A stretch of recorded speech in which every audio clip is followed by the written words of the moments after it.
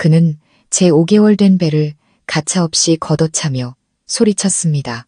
이 쓸모없는 딸내미 당장 지워버려 라고요. 그는 몰랐을 겁니다. 그 발길질이 우리의 8년 사랑을 짓밟았을 뿐만 아니라 그의 온 가족이 모시는 가장 큰 채권자에게 전화를 걸게 만들었다는 것을요. 시청자 여러분, 가족 이야기에 오신 것을 환영합니다. 저택의 유리창 밖으로 울부짖는 빗소리는 마치 내 운명을 두고 우는 것 같았습니다. 아랫배에서부터 장기를 찢는 듯한 고통이 몰려왔습니다. 숨조차 쉴 수 없는 끔찍한 통증에 저는 차가운 대리석 바닥 위에서 그저 몸을 웅크릴 수밖에 없었습니다. 세상이 빙글빙글 돌며 암흑에 잠겼습니다. 따뜻하고 끈적한 액체가 다리 사이로 흘러나와 새하얀 바닥에 검붉은 흔적을 남기는 것이 느껴졌습니다. 피, 내 아기의 피야. 눈물로 흐려진 시야를 들어 올렸습니다. 제 청춘을 다 바쳐 사랑했던 남편, 박준호의 모습이 이토록 낯설고 잔인하게 느껴질 수 있을까요? 그는 방금 세차게 발길질한 다리를 거두었습니다. 그의 명품 구두는 먼지 하나 없이 반짝였지만 제게는 세상 그 무엇보다 더러워 보였습니다. 한때 제가 그토록 사랑했던 그의 잘생긴 얼굴은 이제 분노와 잔인함으로 일그러져 있었습니다. 그는 발치에서 죽어가는 짐승을 내려다보듯 경멸의 찬 눈으로 저를 쳐다봤습니다. 그리고 그 옆에는 시어머니인 최 여사가 팔짱을 낀 채 고집을 부린 죗값을 치른다는 듯 만족스러운 미소를 짓고 있었습니다. 그냥 저대로 둬. 아프면 알아서 유산하겠지. 병원비 굳어서 좋네. 시어머니의 한마디 한마디가 피 흘리는 제 상처에 소금을 뿌리는 비수 같았습니다. 저들이 과연 사람일까요?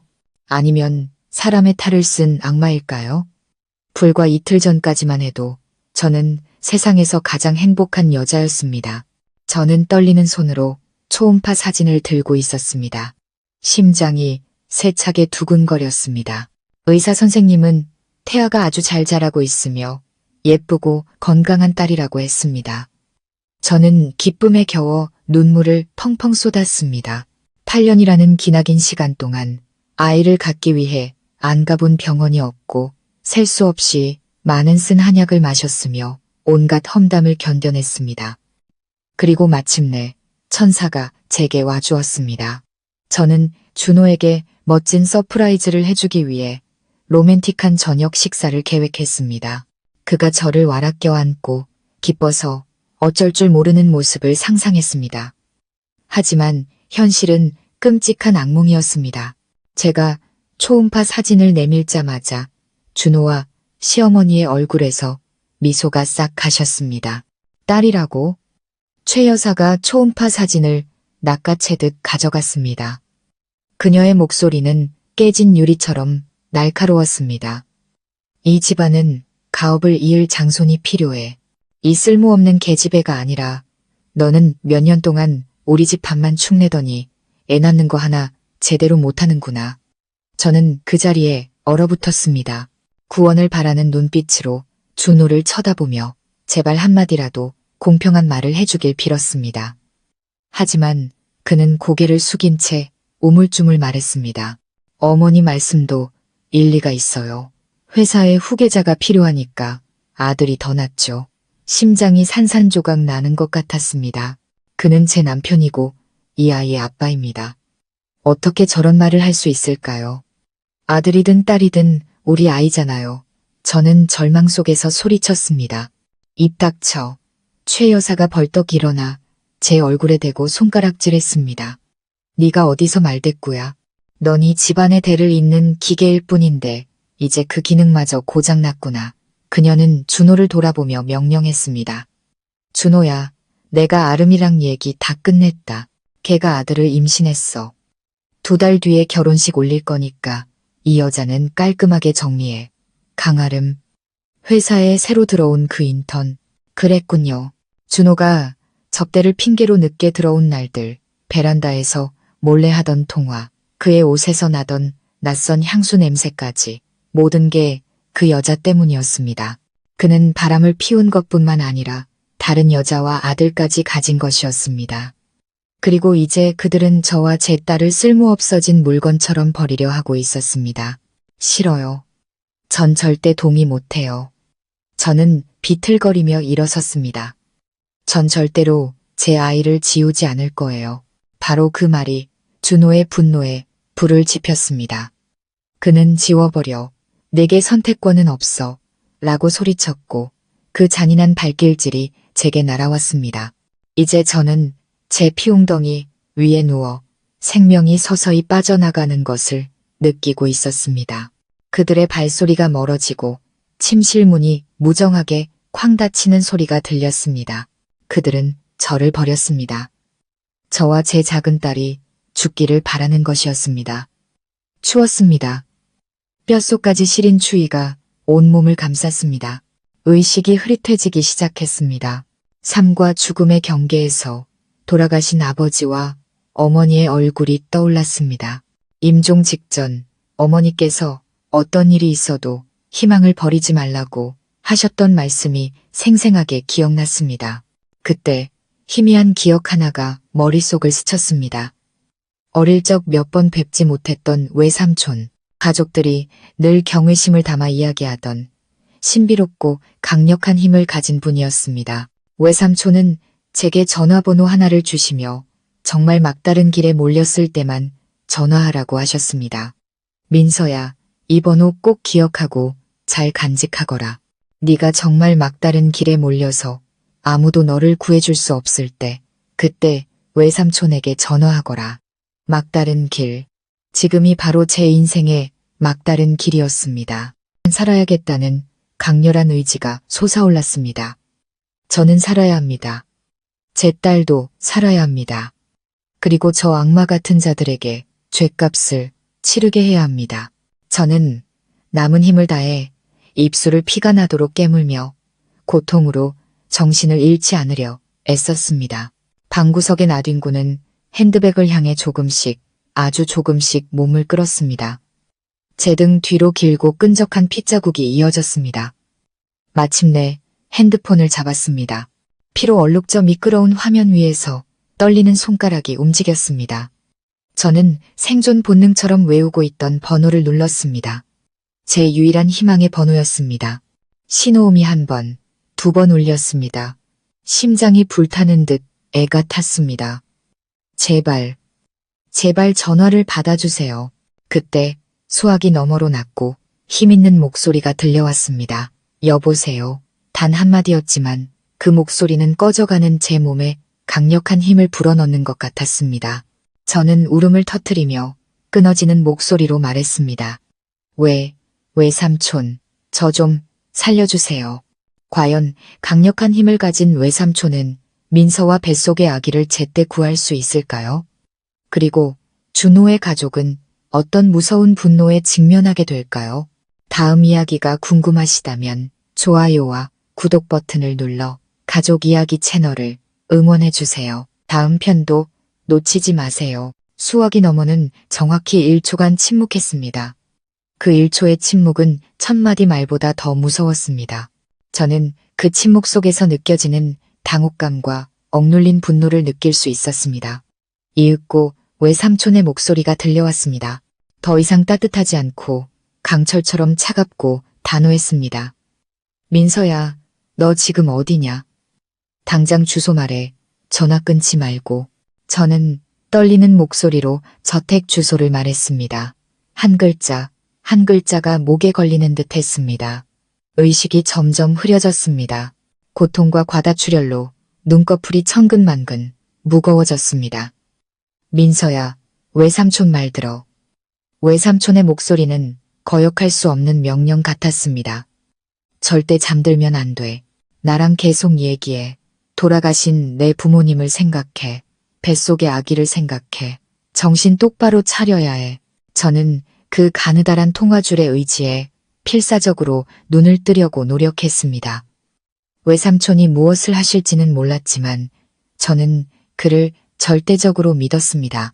약 5분쯤 지났을까요? 밖에서 요란한 구급차 사이렌 소리가 들려오며 부촌의 고요한 밤을 갈랐습니다. 사이렌 소리는 점점 더 가깝고 급박하게 위압적으로 다가왔습니다. 저는 철문이 거칠게 부서지는 소리와 여러 사람이 집 안으로 뛰어 들어오는 발소리를 들었습니다. 거실 문이 활짝 열리고 하얀 가운을 입은 의료팀이 쏟아져 들어왔습니다. 그들은 평범한 구급대원들 같지 않았습니다. 행동은 신속하고 전문적이었으며 이상할 정도로 침착했습니다. 그들은 재빨리 저를 들것에 눕혔습니다. 한 여자 의사가 제 맥박과 혈압을 확인하며 부드럽게 말했습니다. 김민서 씨, 안심하세요. 저희가 왔습니다. 이제 괜찮을 거예요. 그들이 저를 들것에 실어 밖으로 나갈 때 저는 잠옷 차림으로 침실에서 뛰쳐나온 준호와 최 여사를 보았습니다. 그들의 얼굴은 새하얗게 질려 있었습니다. 저와 의료팀을 번갈아 보며 도대체 무슨 일이 일어나고 있는지 이해할 수 없다는 경악스러운 표정이었습니다. 최 여사가 더듬거리며 말했습니다. 당신들 누구야? 왜 남의 집에 함부로 들어와? 검은 정장을 입은 거구의 남자가 그들 앞을 막아서며 무언가 신분증 같은 것을 내밀었습니다. 이강혁 회장님의 명령으로 김민서 씨를 응급 이송하는 중입니다. 다른 문제는 회장님께서 나중에 직접 말씀하실 겁니다. 이강혁 회장님이라는 두 글자의 준호와 최 여사의 안색이 급격히 변했습니다. 그들의 눈에 떠오른 공포는 더욱 선명해졌습니다. 준호는 구급차에 실려가는 저를 쳐다보았습니다. 그의 눈에는 더 이상 잔인함 대신 숨길 수 없는 두려움이 가득했습니다. 그는 두려워하고 있었습니다. 정말로 두려워하고 있었습니다. 구급차는 밤의 어둠을 가르며 질주했고 혼란에 빠진 저택과 그 속의 사람들을 뒤로했습니다. 의사들의 세심한 보살핌을 받으며 차에 누워있자 저는 아득한 기억 속으로 빠져들었습니다. 준호를 처음 만난 날을 떠올렸습니다. 대학교의 어느 가을 오후였습니다. 저는 풋내기 신입생이었고 그는 잘생긴 외모와 뛰어난 운동 실력으로 모든 여학생의 우상이었던과 선배였습니다. 그가 실수로 제 하얀 원피스에 커피를 쏟았고 운명처럼 우리는 그렇게 만났습니다. 그 시절 우리의 사랑은 참으로 아름답고 순수했습니다. 그는 다정하고 세심했으며 항상 제게 가장 좋은 것들만 주었습니다. 당시 저희 집은 사업 실패로 가세가 기울고 빚더미에 앉아 있었습니다. 바로 그때 준호는 항상 제 곁에서 저를 격려하고 도와주었습니다. 저는 그가 제 인생의 운명이며 평생 믿고 의지할 수 있는 남자라고 생각했습니다. 졸업 후 우리는 결혼했습니다. 결혼식은 화려하지 않았지만 따뜻했습니다. 저는 제 경력을 쌓을 기회를 포기하고 그가 회사 일에 전념할 수 있도록 완벽한 내조를 하는 아내가 되기로 했습니다. 당시 그의 가족이 운영하는 회사도 성장 가도에 있었습니다. 저는 제가 배운 모든 지식을 동원해 조용히 그를 도와 시장을 분석하고 사업 전략을 세웠습니다. 점차 회사는 커졌고 우리의 생활도 풍족해졌습니다. 낡은 단독주택에서 이 저택으로 이사했습니다. 저는 그것이 우리 부부가 함께 이룬 성과라고 생각했습니다. 하지만 압박이 시작되었습니다. 1년, 2년, 그리고 5년이 지나도록 저는 아이를 가질 수 없었습니다. 인자하던 시어머니는 점차 혹독하게 변해갔습니다. 그녀는 매일 저를 구박하며 열매 맺지 못하는 나무, 알 낳지 못하는 암탉이라고 불렀습니다. 처음에는 준호도 제 편을 들어주었지만 주변의 수군거림과 어머니 그리고 집안의 압박에 그도 변해갔습니다. 그는 차가워졌고 짜증이 늘었습니다. 집에 늦게 들어오는 날이 많아졌고 출장도 잦아졌습니다. 저는 애써 나쁜 생각을 하지 않으려 했습니다. 그저 일이 힘들어 스트레스를 받는 것이라고 스스로를 위로했습니다. 저는 아이를 갖기 위해 온갖 약을 먹고 모든 검사를 받았습니다. 그리고 마침내 하늘이 제 소원을 들어주었습니다. 저는 임신했습니다. 하지만 기쁨을 온전히 누리기도 전에 비극이 닥쳤습니다. 젊고 아름다운 인턴 강아름의 등장은 모든 것을 무너뜨렸습니다. 이제와 생각해보니 제가 얼마나 어리석었는지 모릅니다. 배신의 징후는 너무나도 명확했지만 저는 애써 외면하고 이미 오래전에 죽어버린 사랑을 믿으려 했던 것입니다.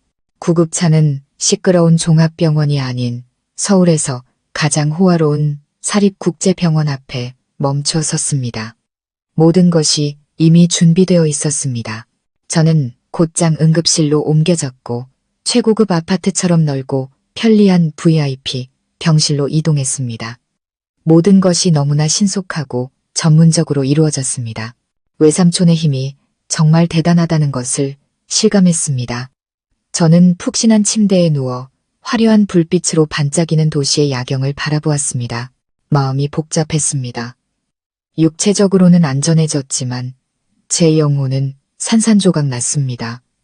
배신의 아픔은 몸의 상처보다 더 쓰라렸습니다. 내 아이, 내 소중한 아기는 과연 이 위기를 넘길 수 있을까요?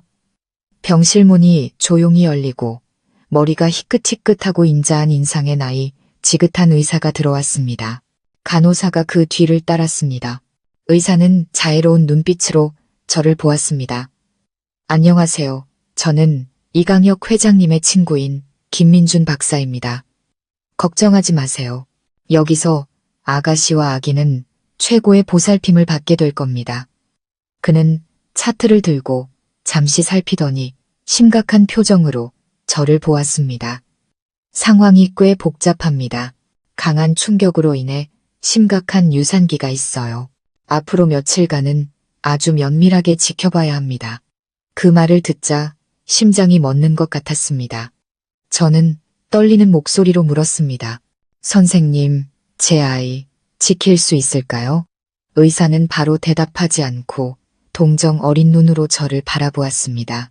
그의 침묵은 제 안의 공포를 극대화시켰습니다. 저희가 할 수 있는 모든 것을 다 할 겁니다. 김 박사님이 마침내 입을 열었습니다. 그의 목소리는 낮고 책임감 있게 울렸습니다. 하지만 마음의 준비도 하셔야 합니다. 이런 경우 태아를 지킬 확률이 높지 않아요. 지금 가장 중요한 것은 산모의 정신력입니다. 마음을 편안히 갖고 긍정적으로 생각하며 잘 먹고 충분히 쉬어야 합니다. 어머니의 정신 상태가 태아에게 큰 영향을 미칩니다. 그의 한마디 한마디가 제 가슴을 짓누르는 돌덩이 같았습니다. 녹지 않아요. 그 두 단어는 육체의 상처보다 더 아프게 제 심장을 찔렀습니다. 제 아이, 8년 동안 그토록 간절히 바랐던 아이, 모든 것을 바쳐서라도 얻고 싶었던 아이가 바람 앞에 등불처럼 위태롭다니요. 저는 입술을 꽉 깨물고 눈물을 삼켰습니다. 울면 안 돼. 약해지면 안 돼. 의사 선생님 말씀이 맞아. 아이를 위해 강해져야 해. 알겠습니다. 저는 쉰 목소리로 말했습니다. 노력할게요. 제발, 제 아이를 살려주세요. 김 박사님은 고개를 끄덕이며 위로하듯 제 손을 가볍게 두드렸습니다. 최선을 다하겠다고 약속하죠. 의사가 떠난 후 저는 넓은 병실에 홀로 남아 무서운 침묵에 잠겼습니다. 준호에 대한 배신감은 잠시 옆으로 밀려나고 그보다 몇 배는 더 큰 두려움, 아이를 잃을지도 모른다는 공포가 저를 덮쳤습니다. 이 아이는 제 유일한 희망이자 삶의 이유였습니다. 만약 아이를 잃는다면 저는 어떻게 살아가야 할지 정말 몰랐습니다. 저는 배에 손을 얹고 부드럽게 쓰다듬었습니다. 그리고 아이에게 속삭였습니다. 아가야, 힘내야 해. 엄마가 여기 있잖니. 우리 같이 노력하자. 꼭 이겨낼 수 있을 거야. 다시 병실 문이 열렸습니다. 외삼촌이 들어왔습니다. 그는 세련된 검은 정장을 입고 있었지만 얼굴에는 피로와 걱정이 깊게 배어 있었습니다. 그는 권위 있는 대기업 회장이 아니라 조카 딸을 진심으로 걱정하는 외삼촌의 모습이었습니다. 그는 의자를 끌어와 침대 옆에 앉았습니다. 아무 말 없이 그저 조용히 저를 바라보았습니다. 그의 눈에는 연민과 분노가 함께 담겨 있었습니다. 미안하다. 그가 낮은 목소리로 말했습니다. 내가 너를 제대로 돌보지 못했구나. 외삼촌 탓이 아니에요. 저는 고개를 저었습니다. 제가 너무 어리석었어요. 외삼촌은 한숨을 쉬었습니다. 아기 일은 김 박사한테 들었다. 너무 걱정하지 마라. 내가 해외에서 가장 실력 있는 산부인과 전문의들을 초빙해놨. 그들이 협진해서 최선의 방법을 찾을 거야.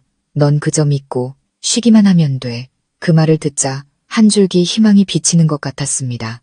외삼촌은 언제나 그랬습니다. 어떤 문제든 가장 확실하게 해결할 방법을 찾아냈습니다. 이제 내 얘기를 해보자. 그가 저를 보며 엄격한 눈빛으로 말했습니다. 앞으로 어떻게 할 생각이냐? 이혼할 거예요. 저는 한치의 망설임도 없이 말했습니다. 그 인간과 단 하루도 더 살 수 없어요. 그리고 양육권은 제가 가질 거예요. 외삼촌은 고개를 끄덕였습니다. 내 결정을 지지한다. 하지만 양육권을 가져오려면 증거가 필요해. 박준호 그놈이 외도하고 너를 폭행했다는 증거가 있느냐? 저는 고개를 저으며 무력감을 느꼈습니다. 아무것도 없어요. 모든 게 너무 순식간에 일어났어요. 몸싸움 중에 핸드폰도 부서졌고요. 괜찮다. 외삼촌은 여전히 침착했습니다. 없으면 만들면 되지. 지금부터 넌 아무것도 할 필요 없어. 네가 할 일은 몸조리를 잘하는 것뿐이다. 다른 모든 일은 이 외삼촌에게 맡겨라. 그는 일어나 창가로 걸어가 아래로 펼쳐진 반짝이는 도시를 내려다보았습니다. 그의 뒷모습은 산처럼 든든했습니다. 그놈과 그 집안 전체 내가 가만두지 않을 거다. 감히 내 조카 딸을 건드려? 제 스스로 무덤을 판 셈이지. 그는 돌아서서 제게 새 핸드폰을 건넸습니다. 이건 내 새 번호다. 나하고 김 박사 그리고 몇몇 최측근만 아는 번호니 외부와의 모든 연락, 특히 시댁과는 완전히 끊어라. 저들이 불안하고 초조하게 만들어야 해. 혼란스러울수록 실수를 저지르기 쉬우니까. 저는 핸드폰을 받았습니다. 그럼 그의 회사는 어떻게 되나요? 외삼촌은 차갑게 비웃었습니다. 그놈 회사? 걱정 마라. 천국에서 지옥으로 떨어지는 기분을 서서히 맛보게 해줄 거다. 하지만 지금은 아니야. 이 게임은 신중하게 해야 하니까. 그는 제게 몇 가지를 더 당부하고 떠났습니다. 병실은 다시 고요해졌지만 이번에는 제 마음에 더 이상 혼란과 절망이 없었습니다. 대신 안도감과 함께 분노의 불꽃이 타오르기 시작했습니다. 박준호, 최 여사, 그리고 그 내연녀. 당신들 기다리고 있어. 내 악몽은 끝났고 이제 당신들의 악몽이 시작될 시간이니까. 그 후 며칠 동안 저는 외부 세계와 완전히 격리된 채 지냈습니다. 병원 VIP 병실은 난공불락의 요새가 되었습니다. 외삼촌은 복도에 경호원들을 배치했고 저를 면회하려는 사람은 모두 그의 허락을 받아야 했습니다. 준호와 최 여사가 몇 번 병원에 찾아왔습니다. 간호사에게 들으니 그들은 접수 데스크에서 저를 만나게 해달라고 소란을 피웠다고 합니다. 최 여사는 며느리를 걱정하는 비통한 시어머니 연기까지 했다고 합니다. 하지만 병원 측은 환자가 가족의 요청에 따라 절대 안정이 필요하다는 이유로 단호하게 거절했습니다. 저를 만나지 못하게 되자 그들은 예전 제 번호로 미친 듯이 전화를 걸었지만 돌아오는 것은 길고 공허한 신호음뿐이었습니다. 저의 갑작스럽고 의문스러운 실종은 분명 그들을 가시방석에 앉게 했을 겁니다. 그들은 제가 어디에 있는지, 저와 아이의 상태가 어떤지, 그리고 가장 중요하게는 이강혁 회장이 누구이며 그가 얼마나 무서운 배경을 가진 인물인지 전혀 몰랐습니다. 불확실성이야말로 가장 큰 정신적 고문입니다. 그리고 저는 외삼촌이 그들에게 바로 그 고통을 맛보게 하려는 것을 알았습니다. 저는 오직 한 가지 몸조리에만 집중했습니다. 최고의 의료진의 보살핌 아래 저와 아이의 건강은 점차 안정되었습니다. 통증이 줄어들고 나쁜 징후도 더 이상 나타나지 않았습니다. 김 박사님은 기적이라고 말했습니다. 아마도 저와 아이의 강한 생존 의지가 그 기적을 만들어냈을 겁니다. 매일 저는 아이에게 말을 걸고 동화책을 읽어주고 잔잔한 클래식 음악을 들려주었습니다. 아이가 제 사랑을 느끼고 아빠 없이도 엄마와 외할아버지가 있으며 밝은 미래가 기다리고 있다는 것을 알게 해주고 싶었습니다. 저는 완전히 다시 태어났습니다. 고통은 여전히 남아 있었지만 더 이상 저를 무너뜨릴 수 없었습니다. 그 고통은 제가 살아가고 싸워야 할 힘이자 동력이 되었습니다. 하지만 이 평화가 얼마나 오래 갈 수 있을까요? 준호와 그의 가족이 가만히 앉아 죽음을 기다릴 리 없었습니다. 저는 더 큰 폭풍이 조용히 형성되고 있으며 언제든 닥쳐올 수 있다는 것을 알고 있었습니다. 병원에서의 평화는 거의 2주간 이어졌습니다.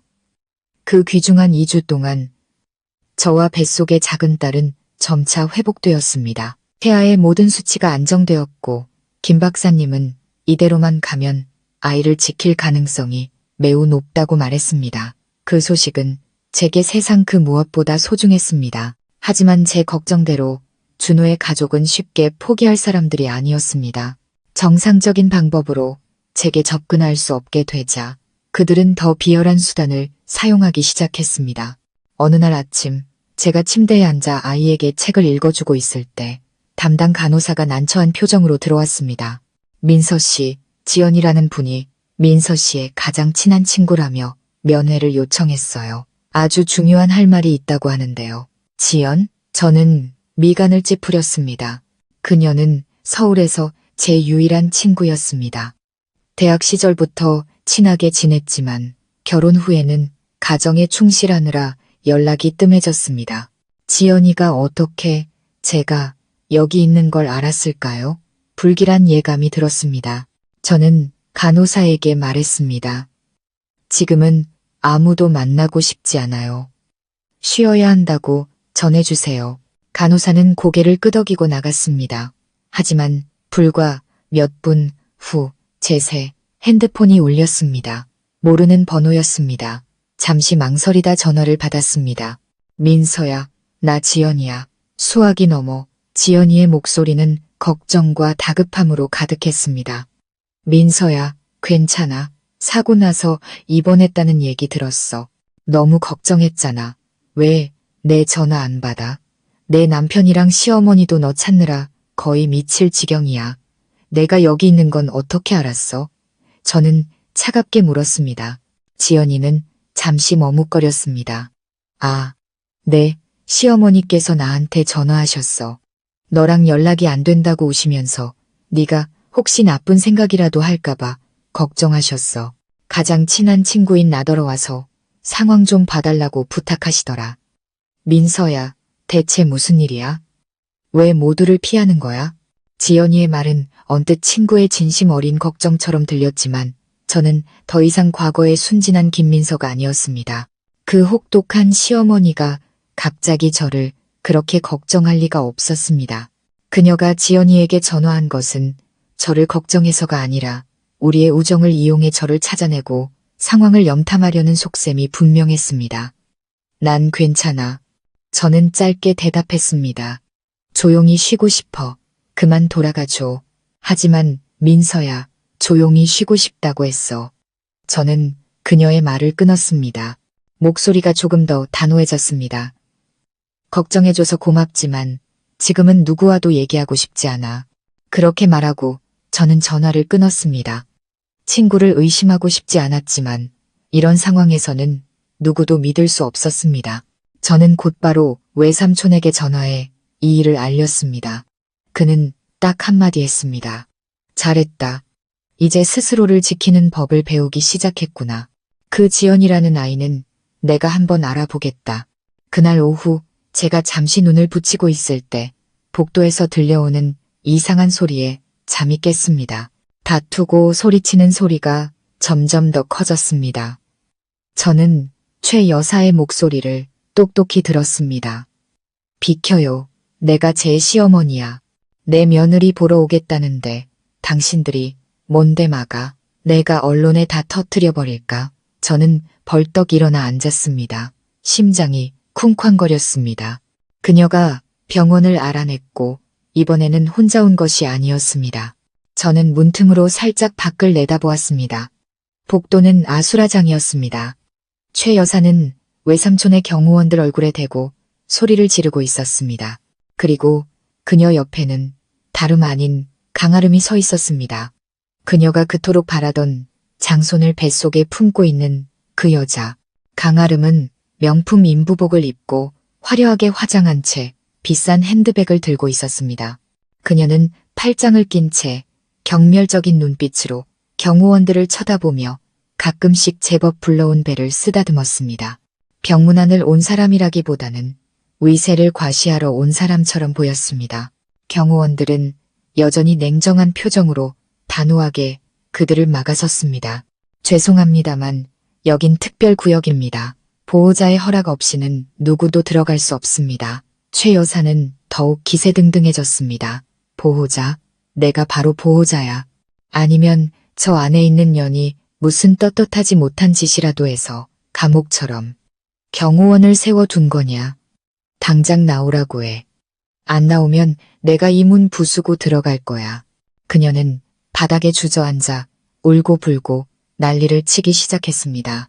집 나가서 시어머니는 거들떠보지도 않는 불효막심한 며느리 이야기를 늘어놓았습니다. 강아름도 만만치 않았습니다.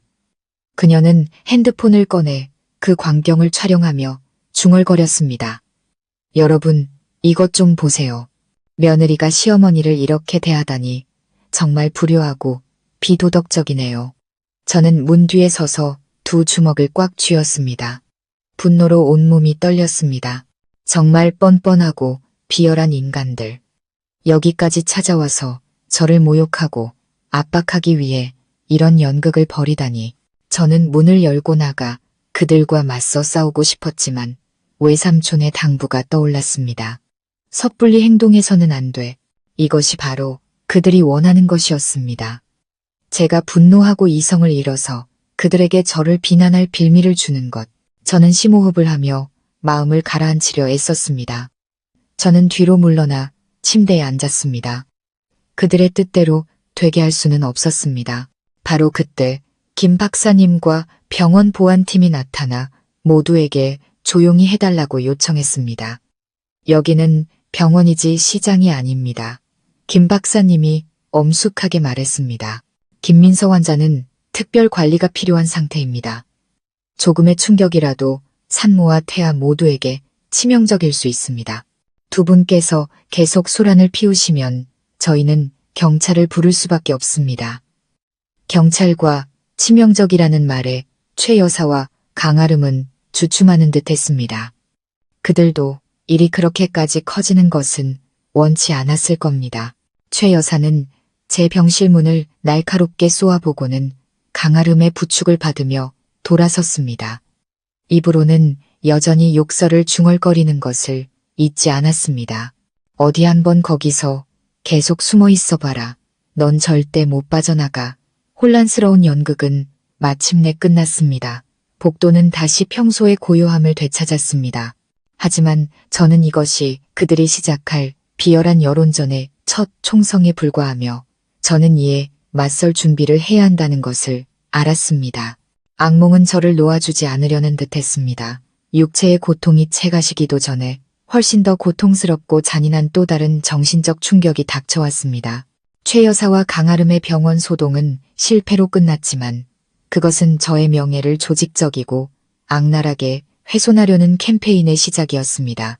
그들은 저에게 직접 접근할 수 없다는 것을 알고 언론과 여론을 향해 공격 방향을 틀었습니다.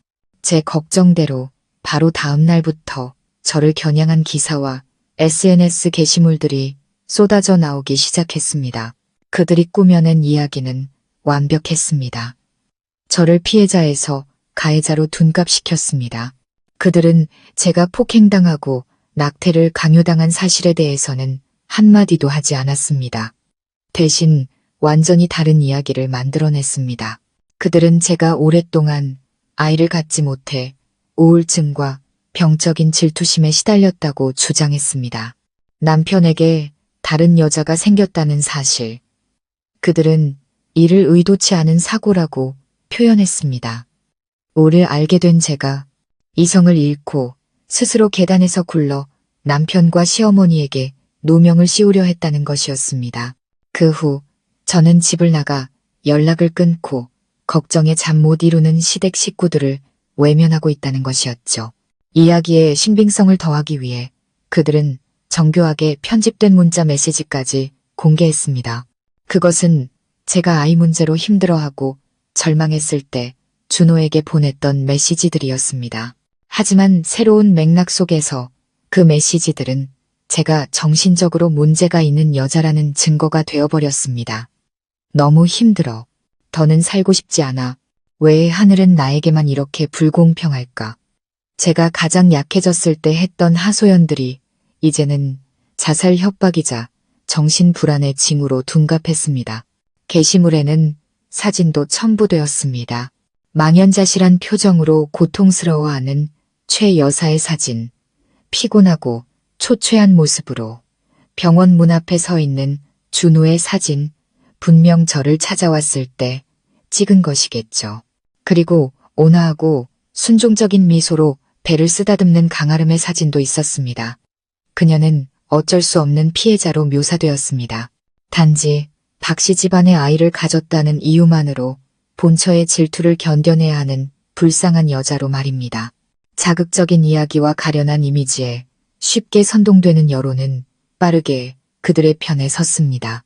수천 개의 악성 댓글이 게시물 아래에 달리기 시작했습니다. 세상에 어떻게 저렇게 악독한 여자가 있지? 자기는 애도 못 낳으면서 남편 자식까지 죽이려 하다니. 남편이랑 저 여자 너무 불쌍하다. 저런 아내를 만난 건 정말 지옥이겠네. 저런 여자는 감옥에 보내거나 정신병원에 가둬야 해. 제 이름 김민서는 모든 온라인 커뮤니티에서 뜨거운 화제가 되었습니다. 저는 미친 아내, 냉혈한 살인자, 악독한 계모라는 가장 독한 별명들을 얻었습니다. 외삼촌이 사람을 시켜 게시물들을 막고 삭제했지만 그것들은 비온 뒤의 죽순처럼 계속해서 솟아났습니다. 이쪽 사이트에서 지우면 저쪽 사이트에서 다시 올라왔습니다. 그들은 전문적인 댓글 부대까지 동원해 여론을 조작하는 치밀한 미디어 캠페인을 준비했던 것입니다. 저는 병실에 앉아 한 글자 한 글자 읽었습니다. 손발이 차갑게 식었습니다. 그들이 어떻게 이렇게 뻔뻔하고 잔인하게 진실을 왜곡할 수 있는지 믿을 수 없었습니다. 그들은 제 남편과 아이를 빼앗는 것뿐만 아니라 제 명예와 인격을 완전히 파괴해서 온 사회가 손가락질하는 사람으로 만들고 싶었던 것입니다. 분노가 목까지 차올라 숨이 막혔습니다. 가슴이 찢어질 듯 아팠습니다. 숨쉬기가 힘들고 머리가 어지러웠습니다. 간호사가 제 안색이 창백해지는 것을 보고 급히 달려왔습니다. 민서 씨, 괜찮으세요? 그런 거 읽지 마세요. 다 거짓말이잖아요. 저는 그녀의 손을 밀어내고 심호흡을 하려 애썼습니다. 쓰러질 수 없어. 그들의 뜻대로 되게 할 순 없어. 그들이 나를 무너뜨리려 할수록 나는 더 강해져야 해. 하지만 온 세상이 내게 등을 돌린 것 같은 상황에서 어떻게 강해질 수 있을까요? 한때 믿었던 친구 지연마저도 제게 전화를 걸었습니다. 하지만 위로가 아닌 충고를 위해서였습니다. 민서야, 네가 지금 충격이 큰 건 알지만 그렇게 하면 안 돼. 최 여사님도 어른이시고 준호 씨도 내 남편인데 이를 이렇게까지 키우면 어떡해. 그냥 집에 돌아가서 다들한테 사과하는 게 어때? 어떻게든 해결될 거야. 지연이의 말을 들으며 저는 헛웃음만 나왔습니다. 그녀 역시 그들의 연극을 믿고 있었습니다. 아니, 어쩌면 그녀도 그 연극의 일부였을지도 모릅니다. 더 이상 할 말이 없어서 저는 조용히 전화를 끊었습니다. 정말 혼자가 된 기분이었습니다. 저는 하루가 다르게 커가는 제 딸이 있는 배를 감싸 안았습니다. 아가야, 미안해. 좋은 아빠, 완전한 가정을 만들어주지 못해서 미안해. 태어나기도 전부터 이런 풍파를 겪게 해서 미안해. 하지만 엄마를 믿어줘. 엄마는 절대 포기하지 않을 거야. 널 지키기 위해, 우리 모녀의 정의를 되찾기 위해 끝까지 싸울 거야. 갑자기 병실 문이 활짝 열렸습니다. 외삼촌이 들어왔습니다. 그의 얼굴은 굳어 있었고 눈은 불타는 듯 했습니다. 그의 뒤에는 서류 가방을 든 정장 차림의 남자가 서 있었습니다. 민서야, 더 이상 혼자서 감당할 필요 없다. 그가 힘있는 목소리로 말했습니다. 이제 우리가 반격할 시간이다.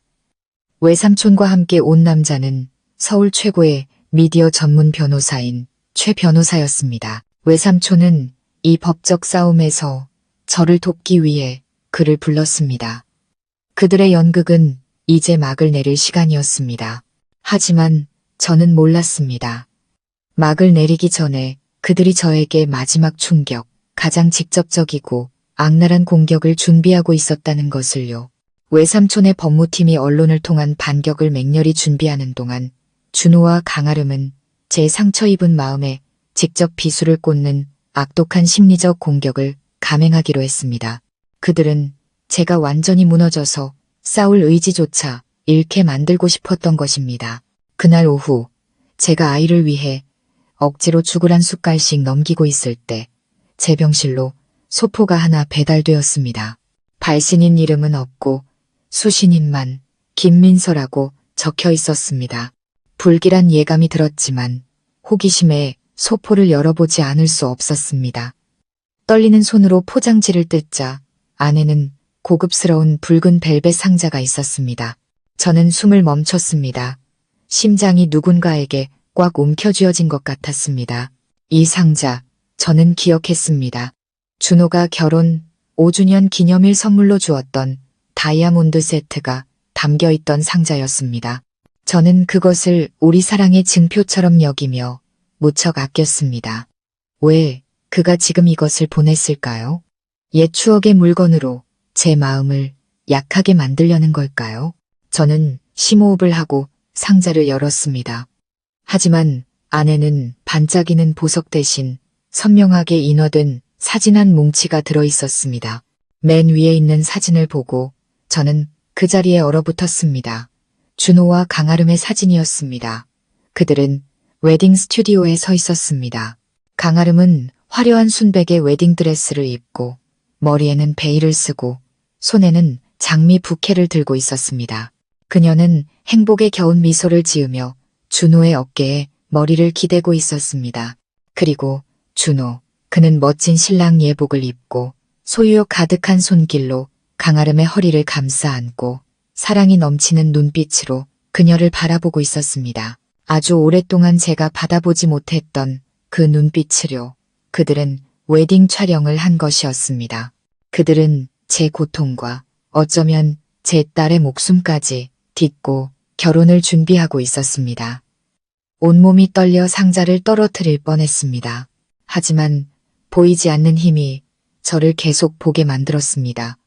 저는 떨리는 손으로 첫 번째 사진을 넘겼습니다. 두 번째 사진에서는 그들이 열정적으로 키스를 나누고 있었습니다. 세 번째 사진에서는 준호가 무릎을 꿇고 강아름의 손에 반지를 끼워주고 있었습니다.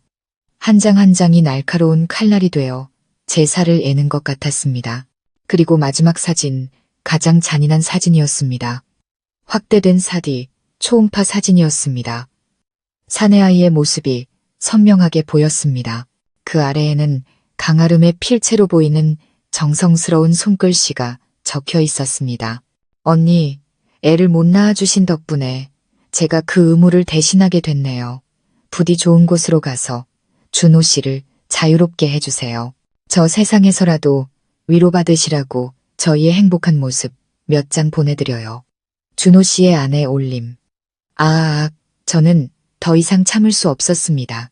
분노와 원한에 찬 비명이 목구멍에서 터져나왔습니다. 저는 상자를 바닥에 내던졌습니다. 사진들이 사방으로 흩어졌습니다. 붉은 벨벳 상자는 하얀 타일 바닥 위를 뒹굴었습니다.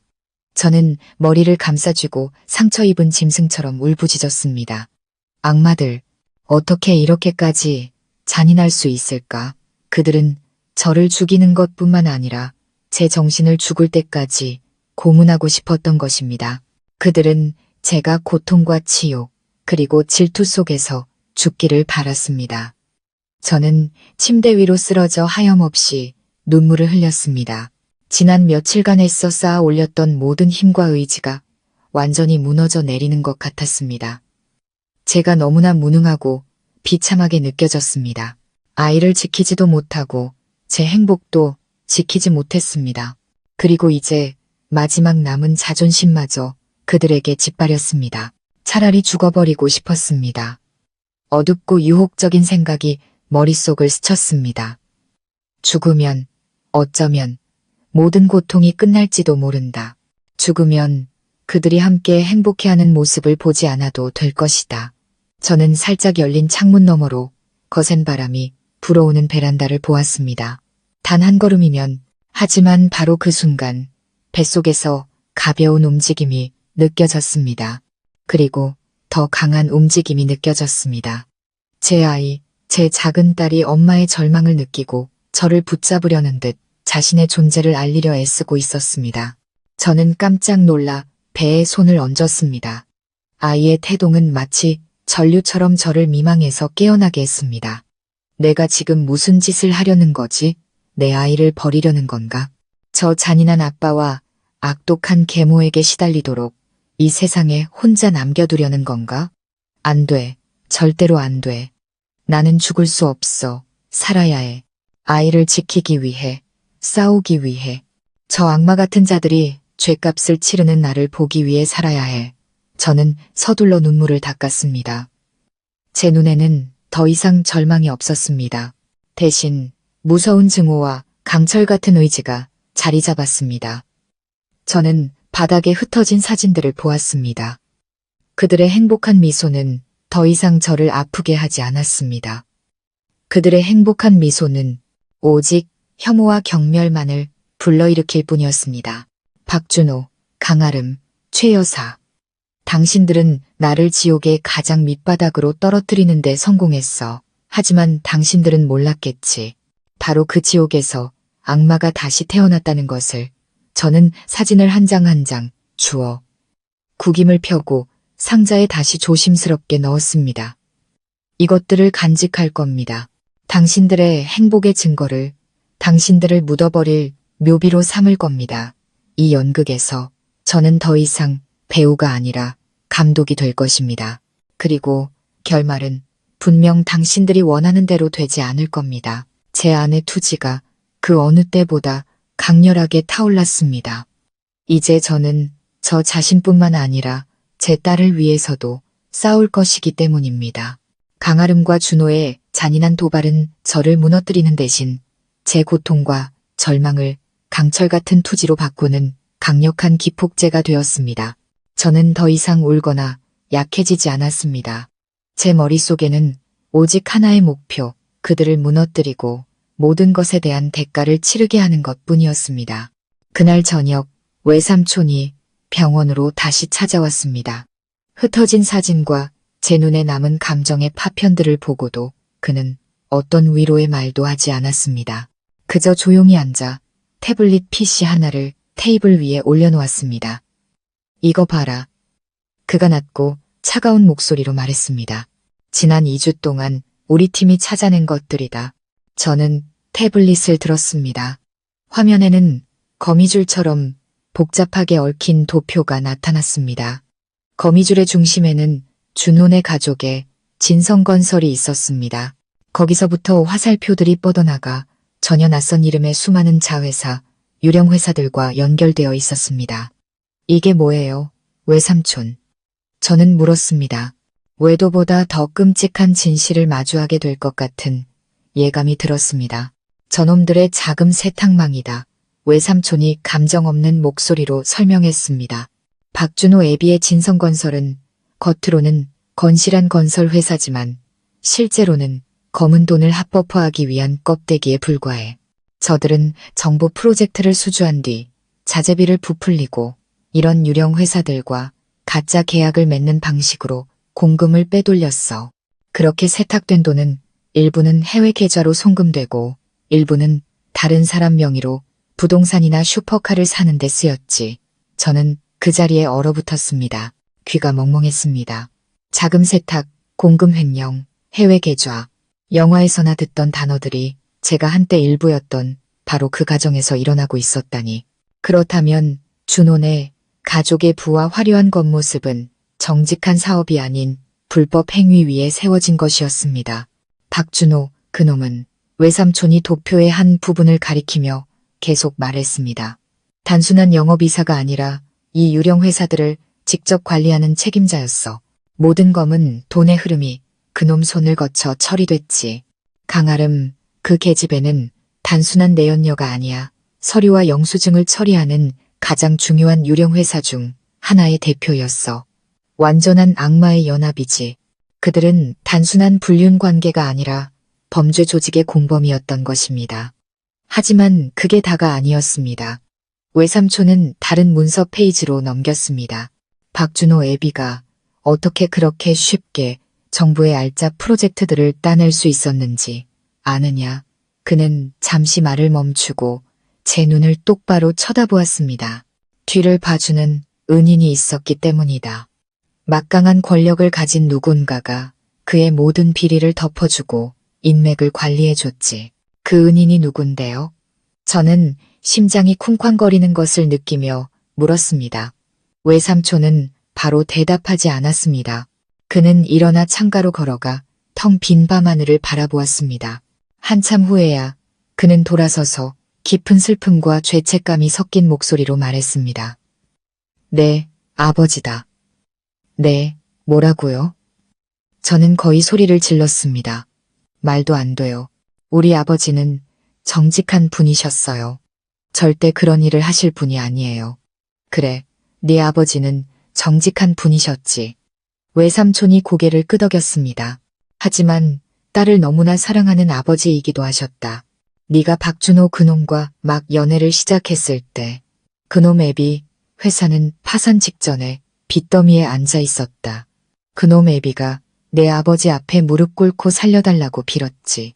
딸이 시댁에서 무시당하고 고생할까봐 내 아버지는 마음이 약해지셨던 거다. 당신의 인맥을 이용해 그놈 애비 회사를 다시 일으켜 세워주셨지. 그 은혜를 입으면 그들이 너에게 잘해줄 거라고 생각하셨던 거야.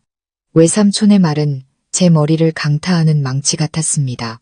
제 인생의 비극이 아버지의 사랑에서 비롯되었다니. 아버지는 제 결혼 생활에 레드카펫을 깔아주려 하셨지만 그 카펫이 저를 호랑이 굴로 이끌 줄은 꿈에도 모르셨던 겁니다. 내 아버지는 실수하신 거다. 외삼촌이 씁쓸하게 말했습니다.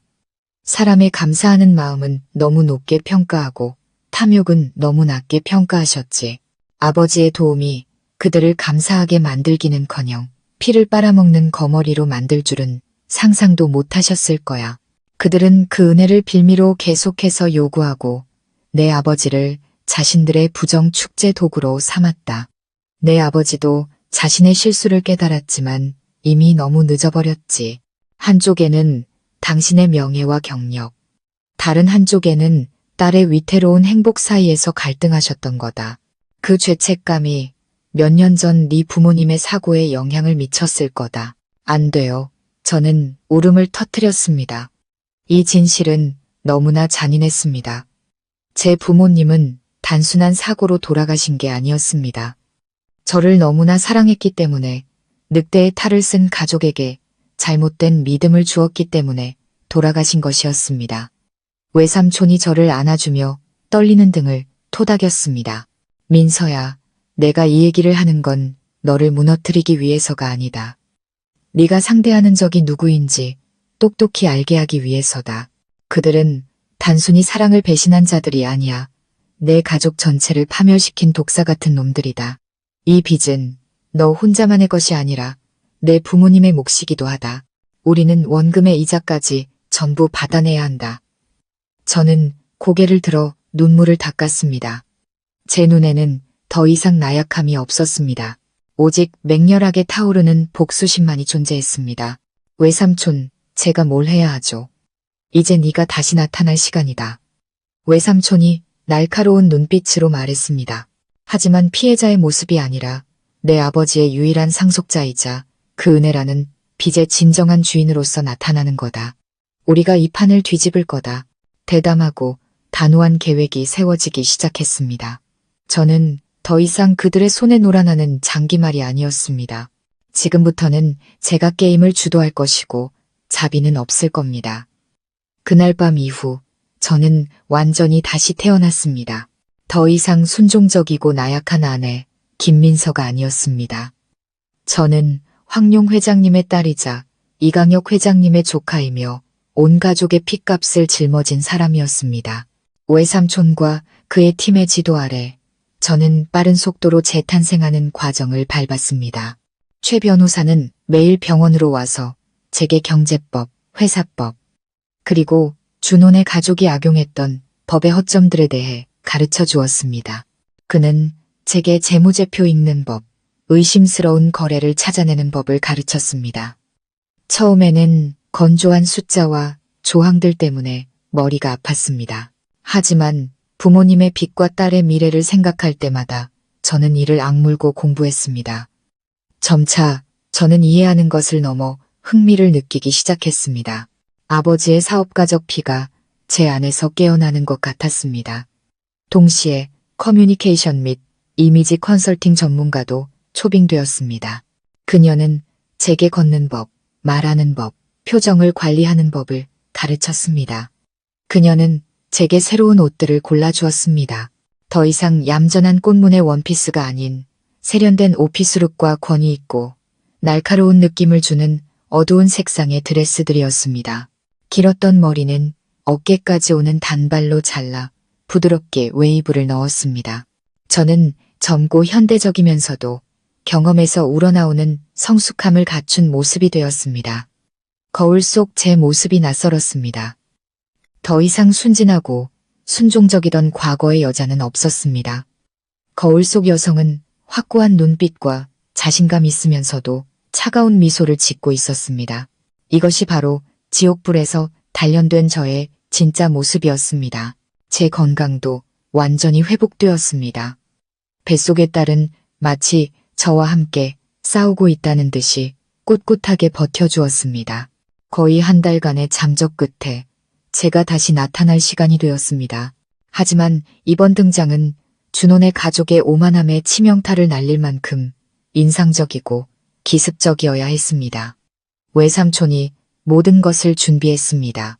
그는 외삼촌의 강성그룹이 제주도에서 수조원 규모의 초대형 리조트, 부동산 프로젝트를 위한 전략적 파트너를 찾고 있다는 소문을 일부러 흘렸습니다. 이것은 제게 어떤 상어라도 탐낼 만한 너무나 크고 기름진 미끼였습니다. 물론 준호 부자도 예외는 아니었습니다. 이 소식을 듣자마자 그들은 강성그룹이 주최하는 프로젝트 설명회 및 만찬에 참석하기 위해 온갖 수단을 동원했습니다. 그들은 자신들이 그토록 접근하려 애쓰는 신비로운 이강혁 회장이 상상도 못했던 바로 그 외삼촌이라는 사실을 전혀 몰랐습니다.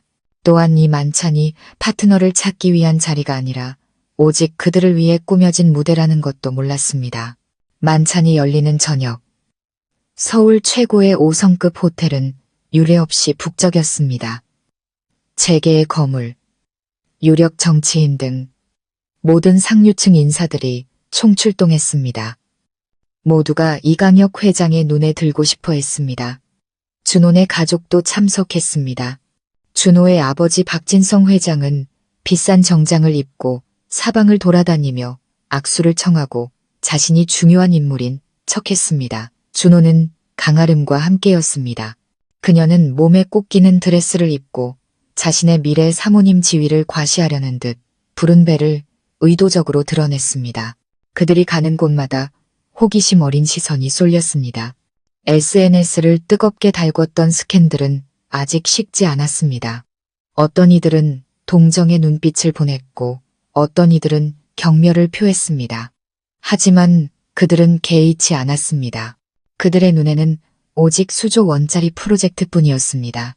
그들은 이 프로젝트만 따내면 모든 오명이 씻기고 자신들의 지위가 한 단계 격상될 것이라고 믿었습니다. 만찬이 시작되었습니다. 몇몇 고위 인사들의 축사 후 마침내 오늘 밤의 주인공인 이강혁 회장이 무대에 등장했습니다. 외삼촌은 평소처럼 차분하고 위엄 있는 태도를 유지했습니다. 무대 조명이 그를 비추자 그는 마치 자신의 백성들을 굽어 살피는 왕처럼 보였습니다. 귀빈 여러분, 그의 목소리는 따뜻하고 힘있게 울려 퍼져 아래의 모든 속삭임을 잠재웠습니다. 오늘 밤 이 자리에 함께 해주셔서 감사합니다. 저희 강성그룹이 야심차게 준비한 프로젝트를 여러분께 소개하게 되어 매우 영광입니다. 하지만 자세한 설명에 앞서 아주 특별한 인물을 한 분 소개하고자 합니다. 이분은 앞으로 저와 함께 어쩌면 미래에는 저를 대신하여 이 그룹을 이끌어갈 분입니다. 장내는 쥐 죽은 듯 조용해졌습니다. 모두가 숨을 죽였습니다. 과연 누가 그토록 큰 영광을 안게 될 것인가? 준혼의 가족도 긴장한 기색이 역력했습니다. 혹시나 행운이 자신들에게 미소 짓지 않을까 기대하는 눈치였습니다. 그분은 단순한 사업 파트너가 아닙니다. 외삼촌이 말을 이었습니다. 그의 목소리는 갑자기 다정해졌습니다. 저에게는 가장 소중한 가족이자 제 유일한 조카이며 강성그룹의 상속인입니다. 그는 무대 옆을 향해 손을 뻗었습니다. 강성그룹의 미래 부회장 김민서 씨를 큰 박수로 맞아주시기 바랍니다. 무대 조명과 수백 개의 경악에 찬 시선 아래 제가 천천히 걸어 나왔습니다. 저는 디자인은 단순하지만 고급스러운 에메랄드 그린 색상의 드레스를 입고 있었습니다. 단발머리는 세련되게 스타일링되었고 얼굴은 날카롭고 차갑게 화장했습니다. 저는 하이힐을 신고 자신감 있고 당당하게 걸었습니다. 제 발걸음 소리 하나하나가 모든 사람의 충격을 두드리는 듯 했습니다. 장내가 술렁이기 시작했습니다. 웅성거리는 소리가 벌떼처럼 일어났습니다. 김민서. 진성건설 스캔들에서 우울증으로 집 나갔다는 그 아내 아니야? 세상에, 저 여자가 이강혁 회장 조카라고? 믿을 수가 없네. 저 기품 좀 봐. 전혀 우울증 환자 같지 않은데. 하지만 누구보다 충격을 받은 것은 준혼의 가족이었습니다. 박진성 회장은 그 자리에 못 박힌 듯 서 있었고 손에 들고 있던 와인잔이 바닥에 떨어져 산산조각 났습니다. 최 여사는 입을 떡 벌리고 자신이 보고 있는 것을 믿을 수 없다는 듯 눈을 동그랗게 떴습니다. 강아름은 얼굴이 새하얘져서 준호의 팔을 급히 붙잡았습니다. 그리고 준호, 그는 온몸이 굳은 채 서 있었습니다. 그의 얼굴은 붉어졌다가 하얘지기를 반복했고 이마에는 식은땀이 흐르기 시작했습니다. 그는 공포와 경악에 찬 눈으로 저를 쳐다보았습니다. 그가 완전히 소나귀에 넣었다고 생각했던 연약한 먹잇감이 이제 불사조가 되어 돌아온 것이었습니다. 그가 평생 닿을 수조차 없는 위치에 서서 말입니다. 저는 외삼촌 옆으로 다가가 마이크를 잡고 넋이 나간 그의 가족을 향해 미소를 지었습니다. 여러분들의 연극은 이제 여기서 끝내도 될 것 같네요. 강성그룹의 미래 부회장으로서 저의 등장은 장내 모든 사람, 특히 준호의 가족에게 벼락과 같은 충격을 안겼습니다. 그들은 주목의 중심에 서 있었지만 그것은 치욕과 공포의 중심이었습니다. 그들의 표정은 어떤 영화보다 더 극적이었습니다. 하지만 저는 이것이 서막에 불과하다는 것을 알았습니다. 그들의 악몽은 이제 막 시작되었을 뿐입니다. 저는 외삼촌 연무대 위에 섰습니다. 조명이 저를 똑바로 비추었지만 저는 전혀 위축되지 않았습니다. 저는 군중을 내려다보며 경악과 호기심으로 가득 찬 얼굴들을 스쳐 지나가 마침내 준호의 가족에게 시선을 고정했습니다. 저는 미소를 지었습니다. 평온하지만 치명적인 힘을 감춘 미소였습니다. 안녕하세요, 여러분. 제 목소리는 맑고 또렷하며 자신감 넘쳤고 넓은 연회장을 가득 메웠습니다. 아마 여기 계신 많은 분들이 저의 등장에 매우 놀라셨을 겁니다. 그리고 최근 SNS에서 저에 대한 좋지 않은 이야기들을 읽으신 분들도 많을 거고요. 저는 웅성거리는 소리가 커졌다가 다시 잦아들기를 기다리며 잠시 말을 멈췄습니다. 저는 넋이 나간 채 서서 식은땀으로 조끼까지 흠뻑 젖은 준호의 눈을 똑바로 쳐다보았습니다. 그들은 제가 우울증에 걸렸다고 했습니다. 병적인 질투심에 사로잡혔다고 했습니다. 가족을 버리고 집을 나갔다고 했습니다. 그들은 저를 최악의 아내이자 비도덕적인 인간으로 그려냈습니다. 그리고 오늘 저는 이 자리에 해명하러 온 것이 아닙니다. 여러분께 하나의 이야기를 들려드리기 위해 섰습니다. 그 비방 뒤에 숨겨진 진짜 이야기를요. 저는 기술팀에 신호를 보냈습니다. 무대 뒤 프로젝트 로고를 비추고 있던 거대한 LED 화면이 잠시 꺼졌다가 다시 켜졌습니다. 하지만 이번에 나타난 것은 화려한 이미지가 아닌 하나의 영상이었습니다. 영상은 저택 거실의 사각지대에서 촬영된 것이었습니다. 제가 떠난 후 외삼촌의 사람들이 비밀리에 설치한 숨겨진 카메라였습니다. 화질은 매우 선명했습니다. 화면에는 준호와 최 여사가 소파에 앉아 있었고 그들과 이야기하고 있는 사람은 바로 강아름이었습니다. 아버님, 어머님, 저 너무 걱정돼요. 강아름이 애교 섞인 목소리로 말했습니다. 형님은 어디 가셔서 소식도 없으시고 혹시 나쁜 생각이라도 하시면 어떡해요? 최 여사는 입을 삐죽이며 경멸 가득한 목소리로 말했습니다. 그녀는 죽어버리는 게 속편해. 애도 못 낳는 주제에 시어머니 말에 대들기나 하고 너는 걱정 마라. 준호가 다 알아서 처리해놨으니까 그년만 안 돌아오면 일정 시간 지난 뒤에 실종이나 행위 무능력을 이유로 이혼 소송 걸면 돼. 그렇게 되면 그년 재산, 이 저택, 회사 지분 전부 다 준호 거, 바로 내 손주 거가 되는 거지. 장내에서 경악의 탄성이 터져나왔습니다. 사람들은 이제 다른 눈빛, 혐오의 눈빛으로 준호의 가족을 쳐다보기 시작했습니다. 하지만 영상은 끝나지 않았습니다. 준호가 입을 열었습니다. 그의 목소리는 계산으로 가득했습니다. 어머니 말씀이 맞아. 자기는 몸조리나 잘하고 있어. 내가 다 계획해놨으니까. 그 여자 문제만 해결되면 우리 성대하게 결혼식 올리자. 자기는 명실상부한 박 사모님이 되는 거야. 영상은 준호가 강아름을 품에 안고 열정적으로 키스하는 장면으로 끝났습니다. 장내는 쥐 죽은 듯 조용했습니다. 모든 진실이 가장 적나라하고 추악하게 드러났습니다. 제가 더 이상 한마디도 할 필요가 없었습니다. 그 짧은 영상이 그들의 모든 음모에 대한 가장 강력한 고발이었습니다. 아래를 내려다보니 최 여사는 의자에 주저앉아 얼굴이 새하얗게 질린 채 두 손을 떨고 있었습니다. 강아름은 비틀거리며 준호의 팔에 기댔습니다. 그리고 준호, 그는 저를 쳐다보았습니다. 그의 눈에는 더 이상 두려움이 아닌 극도의 증오가 서려 있었습니다. 네가 날 함정에 빠뜨렸어. 그가 이를 갈며 말했습니다. 함정이라고요. 저는 차갑게 웃었습니다. 저는 그저 여러분의 진짜 얼굴을 모두에게 보여준 것뿐이에요. 모범적인 남편, 며느리를 사랑하는 시어머니, 불쌍한 제3자, 전부 다 형편없는 연극이었죠. 저는 미친 듯이 셔터를 누르고 있는 기자들을 향해 돌아섰습니다. 그리고 여러분, 이야기는 여기서 끝나지 않습니다. 저는 다시 신호를 보냈습니다. LED 화면이 다시 한번 바뀌었습니다. 이번에는 복잡한 자금 흐름도, 가짜 계약서들, 바로 외삼촌의 팀이 조사한 진성건설의 자금 세탁 증거들이었습니다. 진성건설, 제 목소리는 강철처럼 단단해졌습니다. 건실한 기업, 정부의 신뢰받는 파트너. 하지만 그 뒤에는 무엇이 있었을까요? 수천억 원에 달하는 공금 횡령, 탈세, 자금 세탁이 있었습니다.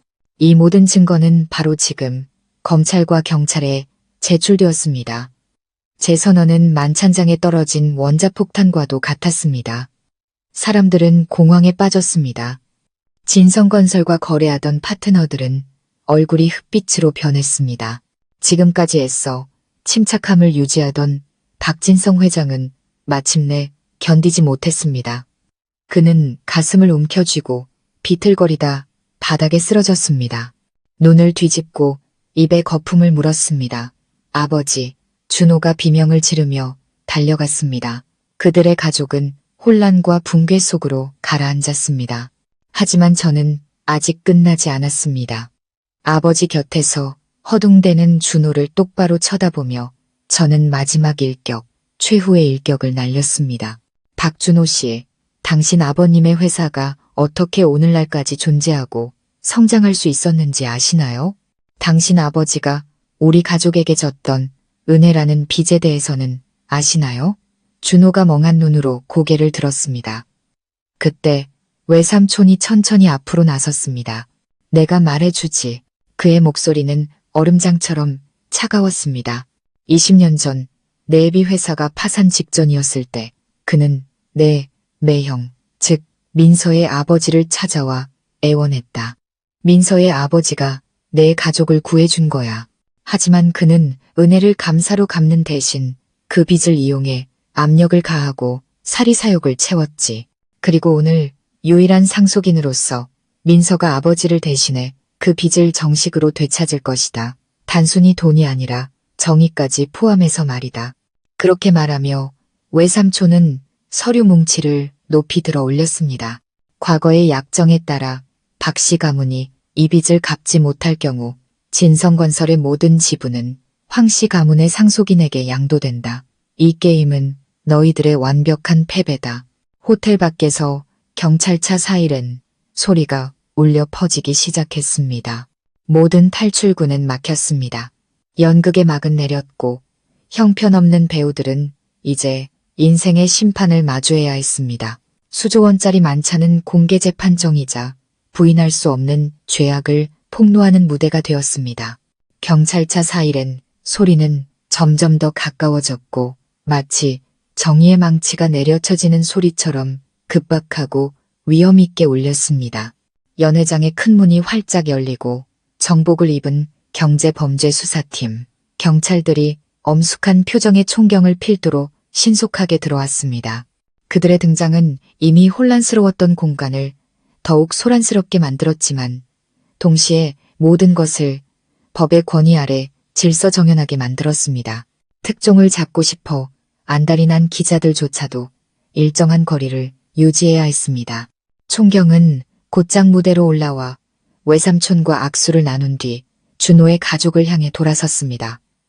저희는 충분한 서류와 증거를 확보했습니다. 박준호 씨와 강아름 씨는 수사 협조를 위해 저희와 함께 서로 가주셔야겠습니다. 그의 목소리는 한치의 망설임도 없이 단호했습니다. 강아름은 자신의 이름이 불리자 시체처럼 얼굴이 새하얗게 질리고 손발에 힘이 풀렸습니다. 그녀는 더듬거렸습니다. 아니에요. 저는 억울해요. 준호 씨가 그 사람이 저를 시켜서 한 일이에요. 그녀는 다시 한번 불쌍한 피해자 연기를 하며 울기 시작했지만 이번에는 아무도 그녀를 믿지 않았습니다. 2명의 여경이 다가와 차갑게 그녀의 손에 수갑을 채웠습니다. 준호는 완전히 이성을 잃었습니다. 응급처치를 받고 있는 아버지를 보고 내연녀가 체포되는 것을 보고 자신의 경력과 인생 전체가 순식간에 무너지는 것을 보자 절망은 광기로 변했습니다. 그는 벌떡 일어나 핏발 선눈으로 맹수처럼 저를 향해 달려들었습니다. 너 때문에, 전부 너 때문이야. 이 악독한 년, 내가 죽여버릴 거야. 하지만 그가 제게 닿기도 전에 외삼촌의 경호원들이 재빨리 그를 제압했습니다. 그는 계속해서 발버둥치며 가장 저속한 욕설과 협박을 퍼부었습니다. 그가 애써 쌓아올렸던 세련되고 점잖은 겉모습은 완전히 무너지고 일그러지고 광기에 찬 추악한 얼굴만이 남았습니다. 최 여사도 처음의 충격에서 벗어나 아들과 미래의 며느리가 체포되고 가산이 모두 날아갈 위기에 처하자 미쳐버렸습니다. 그녀는 경찰들에게 달려들어 핥히고 소리쳤습니다. 내 아들 놔줘. 내 아들은 죄가 없어. 저 요물 같은 년이, 저 년이 우리 가족을 다 망쳤어. 당신들 노는 장식이야. 한때 명망 높던 가족이 하룻밤 사이에 온 세상 사람들 앞에서 비웃음거리가 되는 비참한 광대극을 연출하고 있었습니다. 저는 그 모든 것을 조용히 지켜보았습니다. 제 마음에는 어떤 파문도 일지 않았습니다. 승자의 희열도 패자에 대한 연민도 없었습니다. 오직 낯선 공허함만이 가득했습니다. 모든 원한은 해결된 듯 했지만 제 마음의 상처는 아마 영원히 완전히 아물지 못할 것 같았습니다. 외삼촌이 다가와 제 어깨에 손을 얹었습니다. 이제 다 끝났다, 민서야. 저는 고개를 끄덕였지만 눈물이 조용히 흘러내렸습니다. 이것이 제가 그들을 위해 흘리는 마지막 눈물이었습니다. 눈멀었던 8년의 청춘을 위해, 죽어버린 사랑을 위해, 그리고 지나간 모든 더러운 것들을 씻어내기 위해 우는 눈물이었습니다. 경찰이 준호, 강아름, 그리고 최 여사까지 연행해 가자 연회장에는 혼돈의 잔해만이 남았습니다. 박진성 회장은 위독한 상태로 병원으로 실려갔습니다. 하객들도 앞으로 며칠간은 떠들썩할 충격적인 이야기를 안고 서둘러 자리를 떴습니다. 저는 육체적으로나 정신적으로나 완전히 지쳐 있었습니다. 집에 가서 쉬어라. 얘야. 남은 일은 법이 알아서 처리할 거다. 외삼촌이 저를 부축해 차로 안내했습니다. 밤의 어둠을 가르며 달리는 고급 세단 안에서 저는 창밖으로 화려한 서울의 야경을 바라보았습니다. 이 도시는 제 행복과 고통을 모두 지켜보았습니다. 그리고 이제 새로운 탄생을 지켜볼 참이었습니다. 전쟁은 끝났지만 저 자신을 되찾기 위한 여정은 이제 막 시작된 것이었습니다. 그 후 며칠 동안 진성그룹 사건은 전국적인 관심사가 되었습니다. 모든 주요 신문이 일면에 이 사건을 다루었습니다. 준혼의 가족의 추악한 사업 비밀과 악랄한 음모가 낱낱이 파헤쳐졌습니다. 사건의 규모는 저희가 상상했던 것보다 훨씬 컸습니다. 경찰은 수년간 진성건설의 불법 행위를 비호해온 부패한 고위 공직자들의 연결고리까지 찾아냈습니다. 국가기관 내에서 대대적인 숙청이 이루어졌습니다. 아버지의 은혜가 의도치 않게 거대한 정의의 불길을 일으키는 도화선이 된 셈이었습니다. 준호의 가족은 법과 사회의 심판을 동시에 받게 되었습니다. 진성건설은 조사를 위해 압수수색을 당했고 저택과 슈퍼카부터 은행 계좌까지 그들의 모든 자산이 동결되었습니다. 명예의 정점에서 그들은 치욕과 파산의 나락으로 떨어졌습니다. 뇌졸중으로 위기를 넘긴 박진성 회장은 자금 세탁 및 뇌물 공여 혐의로 재판을 받게 되었습니다. 건강상의 이유로 불구속 상태가 되었지만 그의 남은 인생은 병마와 죄책감 속에서 보내야 할 것이었습니다. 명예훼손 및 범죄은닉, 공모 혐의를 받은 최 여사 역시 응당한 처벌을 받았습니다. 하지만 그녀에게 가장 큰 벌은 금지옥엽 같던 아들이 범죄자가 되고 그토록 바라던 장손이 불륜과 범죄의 결과물이라는 사실을 목격하는 것이었을 겁니다. 체포된 강아름은 선처를 받기 위해 모든 것을 신속하게 자백했습니다. 그녀는 모든 죄를 준호에게 떠넘기며 자신은 이용당했을 뿐이라고 주장했습니다. 하지만 그녀가 유령 회사를 직접 운영했다는 증거는 그녀가 죄를 부인할 수 없게 만들었습니다. 임신 중인 상태를 고려해 불구속 기소되었지만 집행유예와 사회의 경멸은 평생 그녀를 따라다닐 꼬리표가 될 것이었습니다. 모든 일의 주범인 준호는 가장 비참한 결말을 맞았습니다. 사기, 횡령, 자금 세탁, 그리고 특히 임신한 아내에 대한 폭행 등 수많은 죄목으로 그는 매우 무거운 형을 선고받았습니다. 그의 재판은 공개적으로 열렸습니다. 저는 참석하지 않았습니다. 그의 얼굴을 단 한 번도 더 보고 싶지 않았습니다. 저는 신문을 통해 소식을 접했습니다. 기사에 따르면 그는 피고인석에 서서 완전히 무너져 울면서 제게 용서를 빌었다고 합니다. 하지만 모든 것은 너무 늦었습니다. 모든 원한은 이제 끝을 맺어야 했습니다. 폭풍우가 지나가고 한 가족의 파탄의 잔해와 인간의 마음에 대한 값비싼 교훈만이 남았습니다. 저는 더 이상 그들의 결말에 신경 쓰지 않았습니다. 이제 제가 할 일은 미래, 제 딸, 그리고 제 자신에게 집중하는 것이었습니다. 운명의 만찬이 끝난 후 저는 즉시 이혼 소송을 제기했습니다. 재판은 어떤 다툼도 없이 신속하고 조용하게 진행되었습니다. 부인할 수 없는 증거들로 저는 아이의 단독 양육권을 갖게 되었습니다. 구치소에 있던 준호는 어떤 반대 의견도 내지 않았습니다. 아마도 그것이 그가 그토록 냉정하게 버렸던 딸에게 해줄 수 있는 유일하고도 마지막 일이었을 겁니다. 몇 달 후 따뜻한 봄날 아침 저는 딸을 낳았습니다. 아이는 저를 쏙 빼닮아 예쁘고 건강했습니다. 아이를 품에 안고 첫 울음소리를 듣는 순간 제 안의 모든 고통과 원한이 눈 녹듯 사라지는 것 같았습니다. 저는 울었지만 그것은 행복과 충만함의 눈물이었습니다. 저는 아이의 이름은 안연이라고 지었습니다. 앞으로 아이의 인생이 엄마처럼 폭풍우를 겪지 않고 늘 평안하고 자유롭기를 바라는 마음에서였습니다. 안연이의 탄생은 제 인생에 새로운 장을 열었습니다. 저는 더 이상 저 자신만을 위해 살지 않았습니다. 아이를 위해, 아이의 미소를 위해, 아이의 미래를 위해 살았습니다. 외삼촌과 그의 팀은 제가 부모님께서 남기신 모든 재산을 공식적으로 상속받는 법적 절차를 마쳤습니다. 거기에는 여러 대기업의 지분도 포함되어 있었습니다. 진성건설이 파산 처리된 후 박씨 가문의 은혜라는 빚도 일부 회수되었습니다. 저는 그 돈을 제 자신을 위해 쓰지 않았습니다. 저는 그 돈으로 제 부모님의 이름을 딴 자선재단, 황룡미안재단을 설립했습니다. 고아들과 가정폭력 피해 여성들을 돕는 재단이었습니다. 저는 제 가족의 고통을 사회에 도움이 되는 무언가로 바꾸고 싶었습니다. 외삼촌은 제게 사업적 재능과 열정이 있는 것을 보고 강성그룹에서 일해볼 것을 제안했지만 저는 거절했습니다. 외삼촌의 너무 큰 그늘 아래서 살고 싶지 않았습니다. 저는 제 두 발로 직접 서고 싶었습니다. 저는 처음부터 다시 시작하기로 결심했습니다.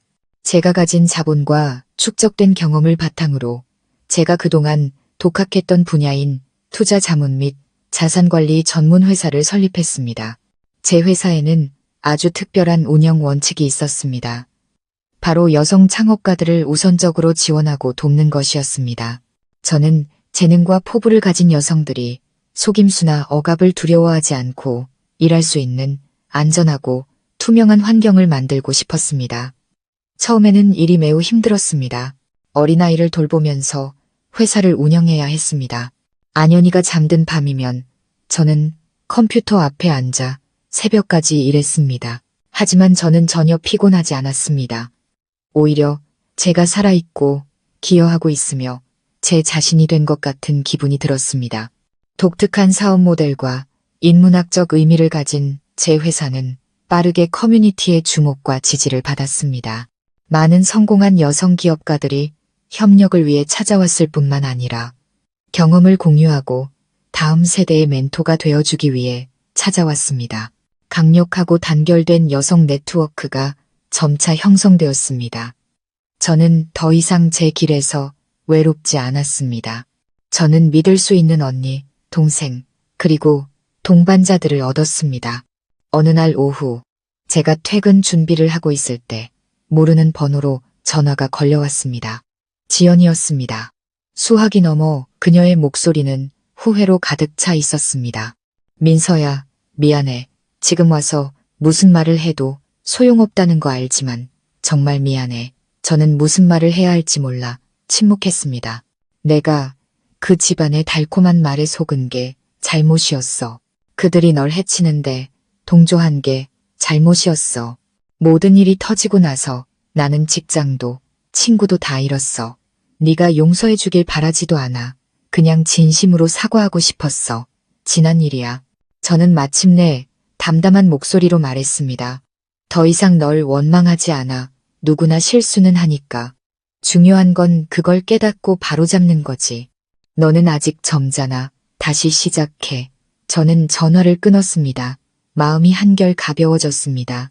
다른 사람을 용서하는 것이 때로는 자기 자신을 해방시키는 방법이 되기도 합니다. 제 삶은 그렇게 아이의 웃음소리와 일의 즐거움으로 가득 찬 채 평온하게 흘러갔습니다. 저는 자유, 자립, 그리고 인간애에서 오는 진정한 행복을 찾았습니다. 하지만 운명은 저를 한 번 더 시험하려는 듯 과거의 한 남자가 제가 알았던 것보다 더 큰 비밀을 가지고 갑자기 다시 나타났습니다. 시간은 쏜살같이 흘러 제 딸 안연이는 이제 3살배기 귀엽고 재치 있는 아이가 되었습니다.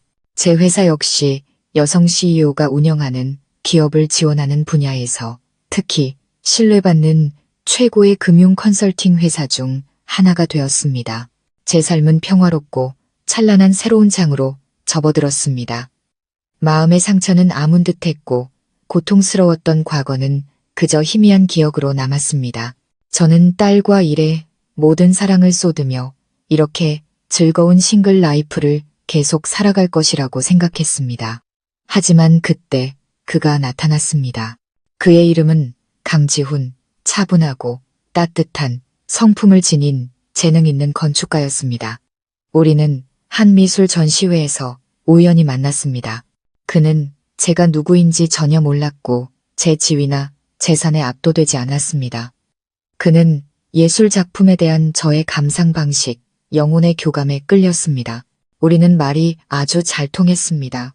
그와 함께 있으면 저는 평범한 여자, 경청받고 이해받는 사람이 된 기분이었습니다. 그는 제 과거를 판단하지 않았고 오직 공감과 존중을 보여주었습니다. 우리의 사랑은 마치 메마른 제 영혼을 적시는 시원한 시냇물처럼 자연스럽고 부드럽게 찾아왔습니다. 지훈 씨는 안연이를 무척 사랑했고 안연이도 그를 무척 따랐습니다. 그가 안연이에게 그림을 가르쳐주고 동화책을 읽어주는 모습을 보면 제 마음속에 낯선 따뜻함이 피어올랐습니다. 어쩌면 저와 제 딸에게 완전한 가정을 선물할 때가 온 것인지도 모릅니다. 하지만 제가 행복에 잠겨 있을 때 과거의 유령이 엄청난 비밀, 모든 것을 뒤엎을 수 있는 비밀을 가지고 돌아왔습니다. 어느 날 오후 제가 회사에서 일하고 있을 때 비서가 창백한 얼굴로 황급히 뛰어들어왔습니다. 대표님, 어떤 분이 대표님을 뵙고 싶어 하세요. 박준호 씨 가족이라고 합니다. 심장이 멎는 것 같았습니다. 준호의 가족이라니. 그들이 제게 또 무엇을 원하는 걸까요? 들여보내세요. 저는 애써 침착함을 유지하며 말했습니다. 들어온 사람은 준호와 비슷한 나이대의 남자였지만 얼굴은 훨씬 고생스럽고 나이 들어 보였습니다.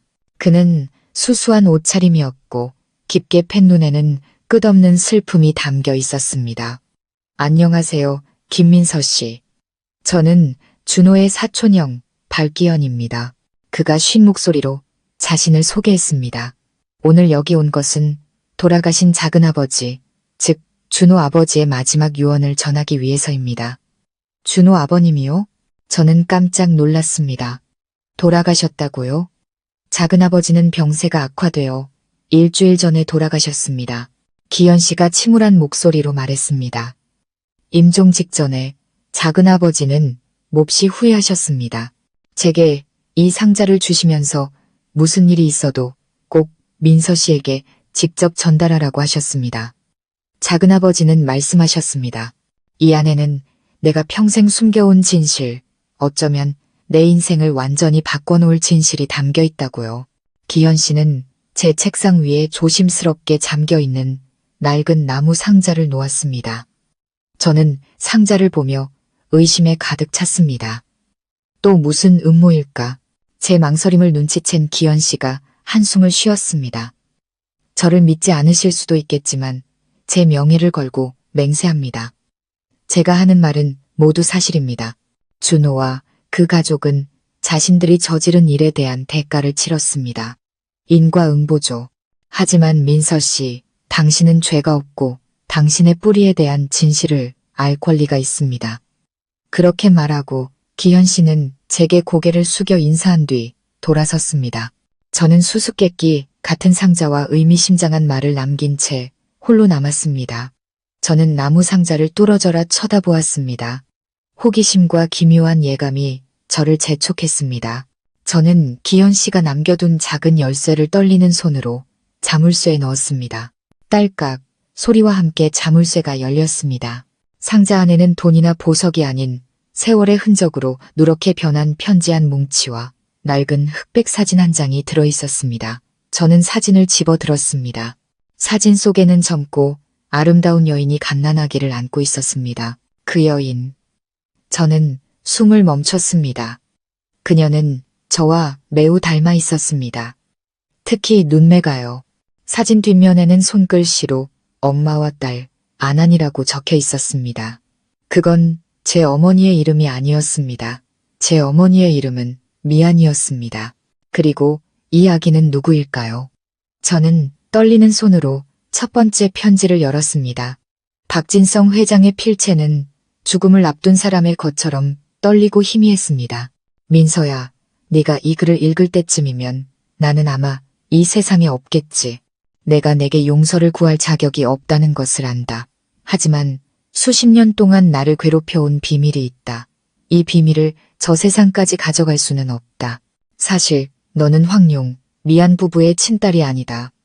글자들이 눈앞에서 춤을 추며 흐릿해졌습니다. 내가 부모님의 친딸이 아니라고? 말도 안 돼. 저는 손발이 차갑게 식는 것을 느끼며 계속 읽었습니다. 25년 전 폭풍우가 치던 밤 출장 가던 우리 부부는 사고를 냈다. 한 여인이 길로 뛰어들었고 우리 차에 치였지. 그 사람이 바로 내 친어머니 안한이었다. 우리가 그녀를 병원으로 옮겼지만 그녀는 결국 숨을 거뒀다. 그저 품에 안고 있던 갓난딸을 잘 돌봐달라는 말만 남긴 채 그 아기가 바로 너였다. 당시 아이가 없던 우리 부부는 법적 책임을 지는 것이 두려워 죄스러운 생각을 품게 되었다. 우리는 너를 데리고 와서 우리 친딸이라고 모두에게 거짓말을 했다. 하지만 너를 키울 능력이 없었던 우리는 우리가 알던 부유하지만 아이가 없던 황용 부부의 집 대문 앞에 너를 데려다 놓았다. 네가 더 나은 삶을 살기를 바랐다. 제 세상이 무너지는 것 같았습니다. 제가 그토록 사랑하고 존경했던 부모님이 친부모님이 아니었습니다. 저는 버려진 아이였습니다. 이 고통은 준호의 배신보다 더 컸습니다. 내 친아버지가 누구인지는 우리도 모른다. 내 어머니는 단 하나의 유품, 옥으로 된 비녀 하나를 남겼을 뿐이다. 그 비녀는 우리가 오래전에 팔아버렸다. 저는 책상에 머리를 밟고 하염없이 울었습니다. 왜 비극이 계속해서 제게 닥치는 걸까요? 제가 그토록 존경했던 외삼촌도 제 친외삼촌이 아니었습니다. 그렇다면 그 은혜라는 빚은 무엇이었을까요? 제 인생 전체가 거짓말 위에 세워져 있었습니다. 하지만 마지막 편지에서 박진성 회장은 제 출생에 대한 단 하나의 단서, 작은 디테일 하나를 적어 놓았습니다. 하지만 그것은 강성그룹이라는 제국보다 더 큰 문을 여는 열쇠가 될 것이었습니다. 박진성 회장의 마지막 편지에 담긴 그가 뒤늦은 후회 속에서 적어내려간 마지막 단서는 진실의 폭풍우 속에서 제게 희미한 희망의 빛을 던져주었습니다. 네, 아버지가 누군지는 모르겠다. 하지만 널 감싸고 있던 강보에 아주 특이한 문양이 수놓아져 있었던 것은 기억한다. 금실로 수놓은 활짝 핀 5잎의 연꽃 모양이었다. 5잎의 연꽃, 그 문양은 무슨 의미일까? 그것이 나를 진짜 뿌리로 이끌어줄 수 있을까? 저는 눈물을 닦았습니다. 내가 누구인지 알고 싶다는 갈망이 고통을 압도했습니다. 저는 즉시 외삼촌에게 전화해 모든 이야기를 하고 그 문양에 대해 물었습니다. 수학이 넘어 외삼촌은 한동안 말이 없었습니다. 너무 오래 침묵해서 전화가 끊긴 줄 알았습니다.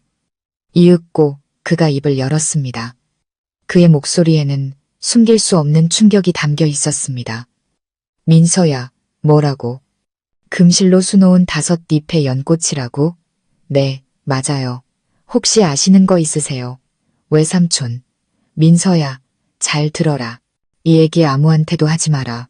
지훈 씨한테도. 회사에 가만히 있어. 문 잠그고 내가 지금 바로 가겠다. 그의 목소리에 담긴 긴박함은 이것이 평범한 문양이 아니라는 것을 깨닫게 했습니다.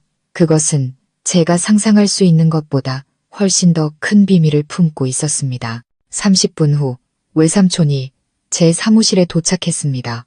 그는 혼자가 아니었습니다. 하얀 머리에 검은 한복을 입고 깊은 학식과 고풍스러운 분위기를 풍기는 노인과 함께였습니다. 저는 그분을 알아보았습니다. 오랫동안 외삼촌 댁에서 일해온 집사 할아버지였습니다. 외삼촌은 별말 없이 제 눈을 똑바로 쳐다보았습니다. 민서야, 그 편지와 사진 다시 한번 보여다오. 저는 그것들을 건넸습니다. 그와 집사 할아버지는 한 글자 한 글자 주의 깊게 읽고 사진을 면밀히 살폈습니다. 5잎 연꽃에 대한 구절을 보았을 때 집사 할아버지의 몸이 갑자기 떨렸고 늙은 눈에 눈물이 고였습니다. 그는 외삼촌을 돌아보며 떨리는 목소리로 말했습니다. 회장님, 틀림없습니다. 이것은 왕가의 문장입니다. 왕가라고요. 저는 어리둥절했습니다. 그렇습니다, 아가씨. 집사 할아버지가 저를 향해 돌아서며 깊이 고개를 숙였습니다. 그것은 수백 년간 세상의 모습을 감추고 살아온 조선 왕실 마지막 혈통의 문장입니다. 그리고 현재 그 가문을 이끄시는 분이 바로 이나무 대감마님이시자 회장님의 증조 할아버님이시며 또한 아가씨의 증조 할아버님이십니다. 저는 마치 동화 이야기를 듣는 것 같았습니다. 왕가, 조선 왕실, 역사책에나 존재하는 것들이었습니다. 믿을 수가 없어요. 저는 더듬거렸습니다. 그때 외삼촌이 복잡한 심경이 담긴 목소리로 말했습니다. 민서야, 내 부모님과 내가 평생 숨겨온 진실이 있다. 우리는 평범한 사업가 집안이 아니다. 우리는 바로 그 왕가의 후손이다. 하지만 역사의 격동 속에서 우리 가문은 모습을 감추고 평범한 삶을 살기로 결정했다. 내가 박씨 가문을 상대할 때 사용했던 그 은혜라는 빚은 사실 돈이 아니라 여러 세대 전에 박씨 가문의 조상이 우리 가문에 바쳤던 충성의 맹세였다. 그럼 제 친어머니는, 내 친어머니, 아나님은 바로 이나무 대감마님의 막내 따님이시자 내 외할머니의 오랫동안 잃어버렸던 동생이시다. 그분은 어떤 이유에선지 가문을 떠나셨고 아무도 그 행방을 찾을 수 없었다. 또 하나의 엄청난 진실이 밝혀졌습니다. 저는 버려진 아이가 아니었습니다. 제 몸에는 왕가의 피가 흐르고 있었습니다. 제 친어머니는 유랑하는 공주였고 전설로만 듣던 이나무 대감마님은 제 증조 할아버지였습니다. 이제 우리는 전주로 가야 한다. 외삼촌이 단호하게 말했습니다. 대감마님께서는 연세가 100세에 가까워 기력이 점점 쇠하고 계신다. 수십 년간 그분의 가장 큰 소원은 막내딸을 다시 찾는 것이었다. 이제 내 소식을 알았으니 우리가 너를 데리고 가서 가문의 뿌리를 찾게 해드려야 한다. 이건 너 혼자만의 일이 아니라 우리 가문 전체의 일이다. 전주로의 여행, 예상치 못한 뿌리를 찾아가는 여정이 저를 기다리고 있었습니다. 앞으로 무슨 일이 일어날지 알 수 없었지만 제 인생이 다시는 예전으로 돌아갈 수 없다는 것만은 분명했습니다. 저와 외삼촌 그리고 안현이를 태운 비행기는 황금빛 햇살이 내리쬐는 어느 오후 전주공항에 착륙했습니다. 고도의 고즈넉하고 차분한 분위기가 즉시 저를 감쌌습니다. 고급 세단이 미리 대기하고 있었고 우리를 호텔이 아닌 교회의 오래된 소나무 숲 뒤에 숨겨진 한적한 곳으로 데려갔습니다. 그곳은 황씨 가문의 본가인 안원, 안윈이라고 불렸습니다. 안원은 웅장한 성이 아니라 정교하게 조각된 여러 채의 고택이 잘 가꾸어진 정원 사이에 자리 잡은 모습이었습니다. 이곳의 공기는 서울의 소음과는 달리 장엄하고 고요했습니다. 차가 안뜰에 멈추자마자 전통 한복을 입은 수십 명의 사람들이 두 줄로 서서 고개를 숙여 인사했습니다. 맨 앞에는 강인한 인상의 중년 남성이 서 있었습니다.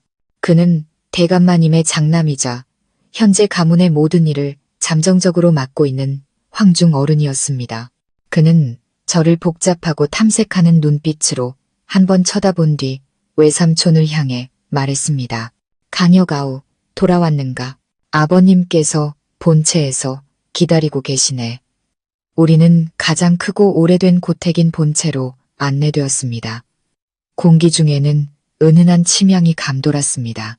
대청마루 중앙 오래된 평상 위에는 백발의 수염을 가진 노인이 비단 한복을 입고 명상에 잠겨 있었습니다.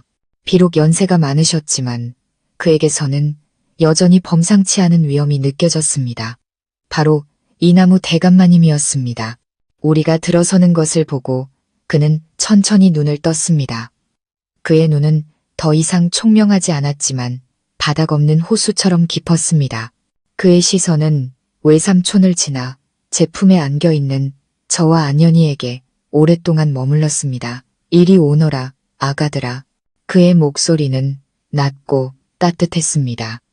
저와 외삼촌은 천천히 다가가 그 앞에 무릎을 꿇었습니다. 외삼촌이 편지와 사진을 올렸습니다. 대감마님은 떨리는 손으로 그것을 받았습니다. 제 친어머니의 사진을 보았을 때 그의 늙은 눈에 눈물이 맺혔습니다.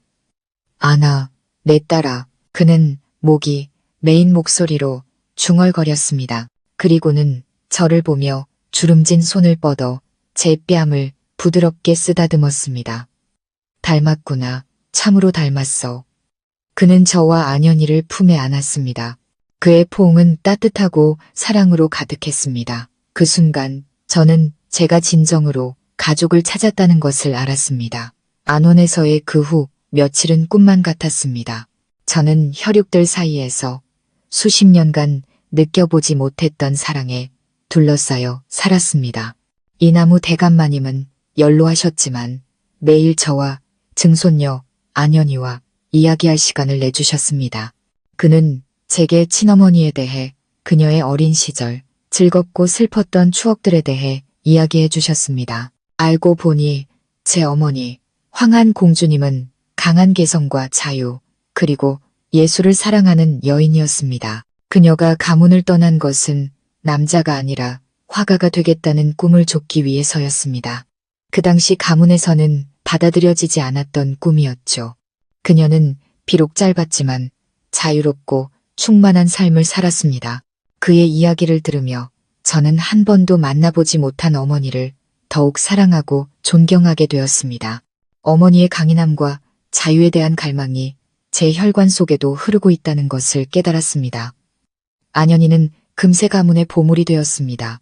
아이는 모든 사람의 사랑을 독차지했습니다. 정원을 뛰어다니는 아이의 맑은 웃음소리는 고요했던 저택에 새로운 활기를 불어넣었습니다. 하지만 모든 사람이 우리 모녀의 귀환을 환영한 것은 아니었습니다. 제 큰아버지인 황중 어른과 그의 가족은 항상 우리를 경계하고 거리감 있는 눈빛으로 바라보았습니다. 저는 제 등장이 의도치 않게 가문 내에 정해져 있던 상속 순서를 뒤흔들었다는 것을 이해했습니다. 하지만 저는 그것에 관심이 없었습니다. 저는 권력이나 재산을 다툴 야심이 없었습니다. 오직 딸과 사랑하는 사람들과 함께 평화로운 삶을 원했습니다. 저는 대부분의 시간을 가문의 법도와 규칙을 배우고 외삼촌을 도와 가문의 외부 사업을 관리하는 데 보냈습니다. 강성그룹은 사실 왕가의 거대한 자산 중 아주 작은 일부에 불과했습니다. 저는 진정한 힘이 돈이 아니라 지식, 전통의 가치, 그리고 가족의 단결에 있다는 것을 깨달았습니다. 한편 지훈 씨는 제 출생의 비밀을 모두 알게 된 후에도 전혀 두려워하거나 거리를 두지 않았습니다. 오히려 저를 더욱 사랑하고 소중히 여겨주었습니다. 그는 먼 길을 마다하지 않고 전주까지 우리 모녀를 보러 와 주었습니다. 그는 제가 누구이든 공주이든 평범한 사람이든 그의 눈에는 영원히 그가 사랑하는 여자 민서일 뿐이라고 말했습니다. 그의 진실한 사랑에 저는 깊이 감동했습니다. 어느 날 아침 대감마님께서 저를 서재로 따로 부르셨습니다. 그는 제게 비단 상자를 하나 건네주셨습니다. 이것은 내 어미가 남긴 물건이다. 내가 수십 년간 간직해왔지. 저는 떨리는 손으로 상자를 열었습니다. 안에는 박진성 회장이 언급했던 정교한 5딥 연꽃 모양으로 조각된 비취 비녀가 있었습니다. 하지만 그것뿐만이 아니었습니다. 비녀 아래에는 낡은 수첩이 있었습니다. 펼쳐보니 그것은 어머니의 일기였습니다. 한 장 한 장이 어머니의 속마음, 스케치, 그리고 시로 가득했습니다. 그리고 마지막 페이지에 어머니는 제 아버지에 대해 썼습니다. 그는 무명의 남자가 아니었습니다. 그는 가난한 예술가였고 어머니와 열정과 사랑을 나눈 사람이었습니다. 하지만 그는 제가 태어나기 직전에 지병으로 세상을 떠났습니다. 일기장은 제 마음속 마지막 의문들을 모두 풀어주었습니다. 저는 더 이상 뿌리 없는 아이가 아니었습니다. 저는 공주와 예술가의 사랑의 결실이었습니다. 양부모님의 첫 기일에 저는 대감마님께 허락을 받고 서울로 돌아갔습니다. 저는 두 분의 묘를 제 손으로 직접 돌보고 싶었습니다. 피 한 방울 섞이지 않았지만 제게 집과 무한한 사랑을 주신 분들이었습니다.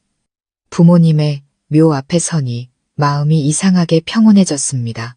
아버지, 어머니, 저 가족을 찾았어요. 모두 아주 좋은 분들이에요. 이제 편히 쉬세요. 제가 정말 행복하고 의미 있는 삶을 살아서 두 분께서 제게 주신 모든 희생에 보답할게요. 부드러운 바람이 불어와 하얀 목련꽃이 피 묘비 위로 흩날렸습니다. 저는 제가 어디에 있든 부모님께서 항상 저를 지켜보고 축복해 주실 것을 알았습니다. 1년 후 전주 안원에서 따뜻하고 정중한 결혼식이 열렸습니다. 재벌들의 호화로운 결혼식이 아닌 가장 사랑하는 사람들만이 참석한 자리였습니다. 저는 금색 연꽃이 수놓아진 붉은 전통 홀레복을 입고 저를 끈기 있게 기다려주고 무조건적으로 사랑해준 남자 지훈 씨의 손을 잡았습니다. 작은 한복을 입은 안연이는 앞에서 뛰놀며 비단길 위에 하얀 연꽃잎을 뿌렸습니다. 대감마님은 줄에서기 앉아 늙었지만 충만한 행복이 빛나는 얼굴로 우리를 바라보셨습니다. 외삼촌은 옆에 서서 자랑스러운 눈빛으로 저를 보며 미소 지었습니다. 제 인생은 너무나 많은 폭풍우를 겪었고 절망의 나라까지 떨어졌었지만 마침내 저는 인생의 평온한 안식처를 찾았습니다. 행복은 때로 평탄한 길이 아니라 폭풍우를 지나고 나서야 맑은 날의 소중함을 깨닫는 여정인 것 같습니다. 결혼 후 저와 지훈 씨는 전주에 남거나 서울로 돌아가는 대신 새로운 보금자리를 꾸리기 위해 아름다운 도시 담양으로 향했습니다. 저는 원격으로 제 컨설팅 회사를 계속 운영하면서 가족과 개인적인 열정에 더 많은 시간을 할애했습니다. 지훈 씨는 환경 친화적인 녹색 건축물을 전문으로 설계하는 작은 건축 사무소를 열었습니다. 우리의 삶은 소박했지만 웃음과 사랑으로 가득했습니다. 가끔 준혼의 가족 소식을 듣게 되었습니다. 그는 형기를 마치고 나왔지만 모든 것을 잃었습니다. 뜬 소문으로는 그가 정처 없이 떠돌며 막노동으로 하루하루를 근근히 살아간다고 했습니다. 강아름은 아들을 낳았지만 박씨 집안이 몰락하자마자 다른 부자를 찾아 떠났다고 합니다. 아이는 보육원에 맡겨졌습니다. 저는 더 이상 그들을 증오하지 않았습니다. 그저 탐욕과 이기심으로 스스로 인생을 망친 사람들에 대한 연민만이 느껴졌습니다. 모든 사람은 자신의 선택에 책임을 져야 하고 그것이 그들이 치러야 할 대가였습니다. 어느 주말 오후 우리 가족은 호숫가를 산책하고 있었습니다. 안연이는 앞에서 신나게 뛰어놀았습니다. 아이의 웃음소리는 맑은 종소리처럼 울려 퍼졌습니다. 지훈 씨가 제 손을 꼭 잡았습니다. 무슨 생각해? 그가 부드럽게 물었습니다. 저는 미소를 지으며 그의 어둠에 머리를 기댔습니다. 내가 정말 운이 좋은 사람이라고 생각하고 있었어. 어둠을 지나 빛을 찾을 수 있었던 것도 딸과 당신, 그리고 언제나 나를 사랑하고 지켜주는 큰 가족이 있는 것도 행운이야. 그리고 무엇보다 이 모든 일을 겪고 나서 진짜 나 자신을 찾았다는 게 가장 큰 행운이야. 저는 고개를 들어 담양의 높고 푸른 하늘을 바라보았습니다. 과거는 비록 고통스러웠지만 바로 그 과거가 오늘의 저를 만들었습니다. 행복을 소중히 여기고 자신을 사랑하며 자신이 믿는 것을 위해 싸울 줄 아는 여자로 말입니다. 제 이야기는 눈물로 시작했을지 모르지만 미소로 끝날 것입니다. 그리고 저는 앞으로 평화와 행복, 그리고 꿋꿋하게 피어나는 목련꽃만이 가득할 인생의 새로운 장, 새로운 여정이 펼쳐질 것을 알고 있습니다.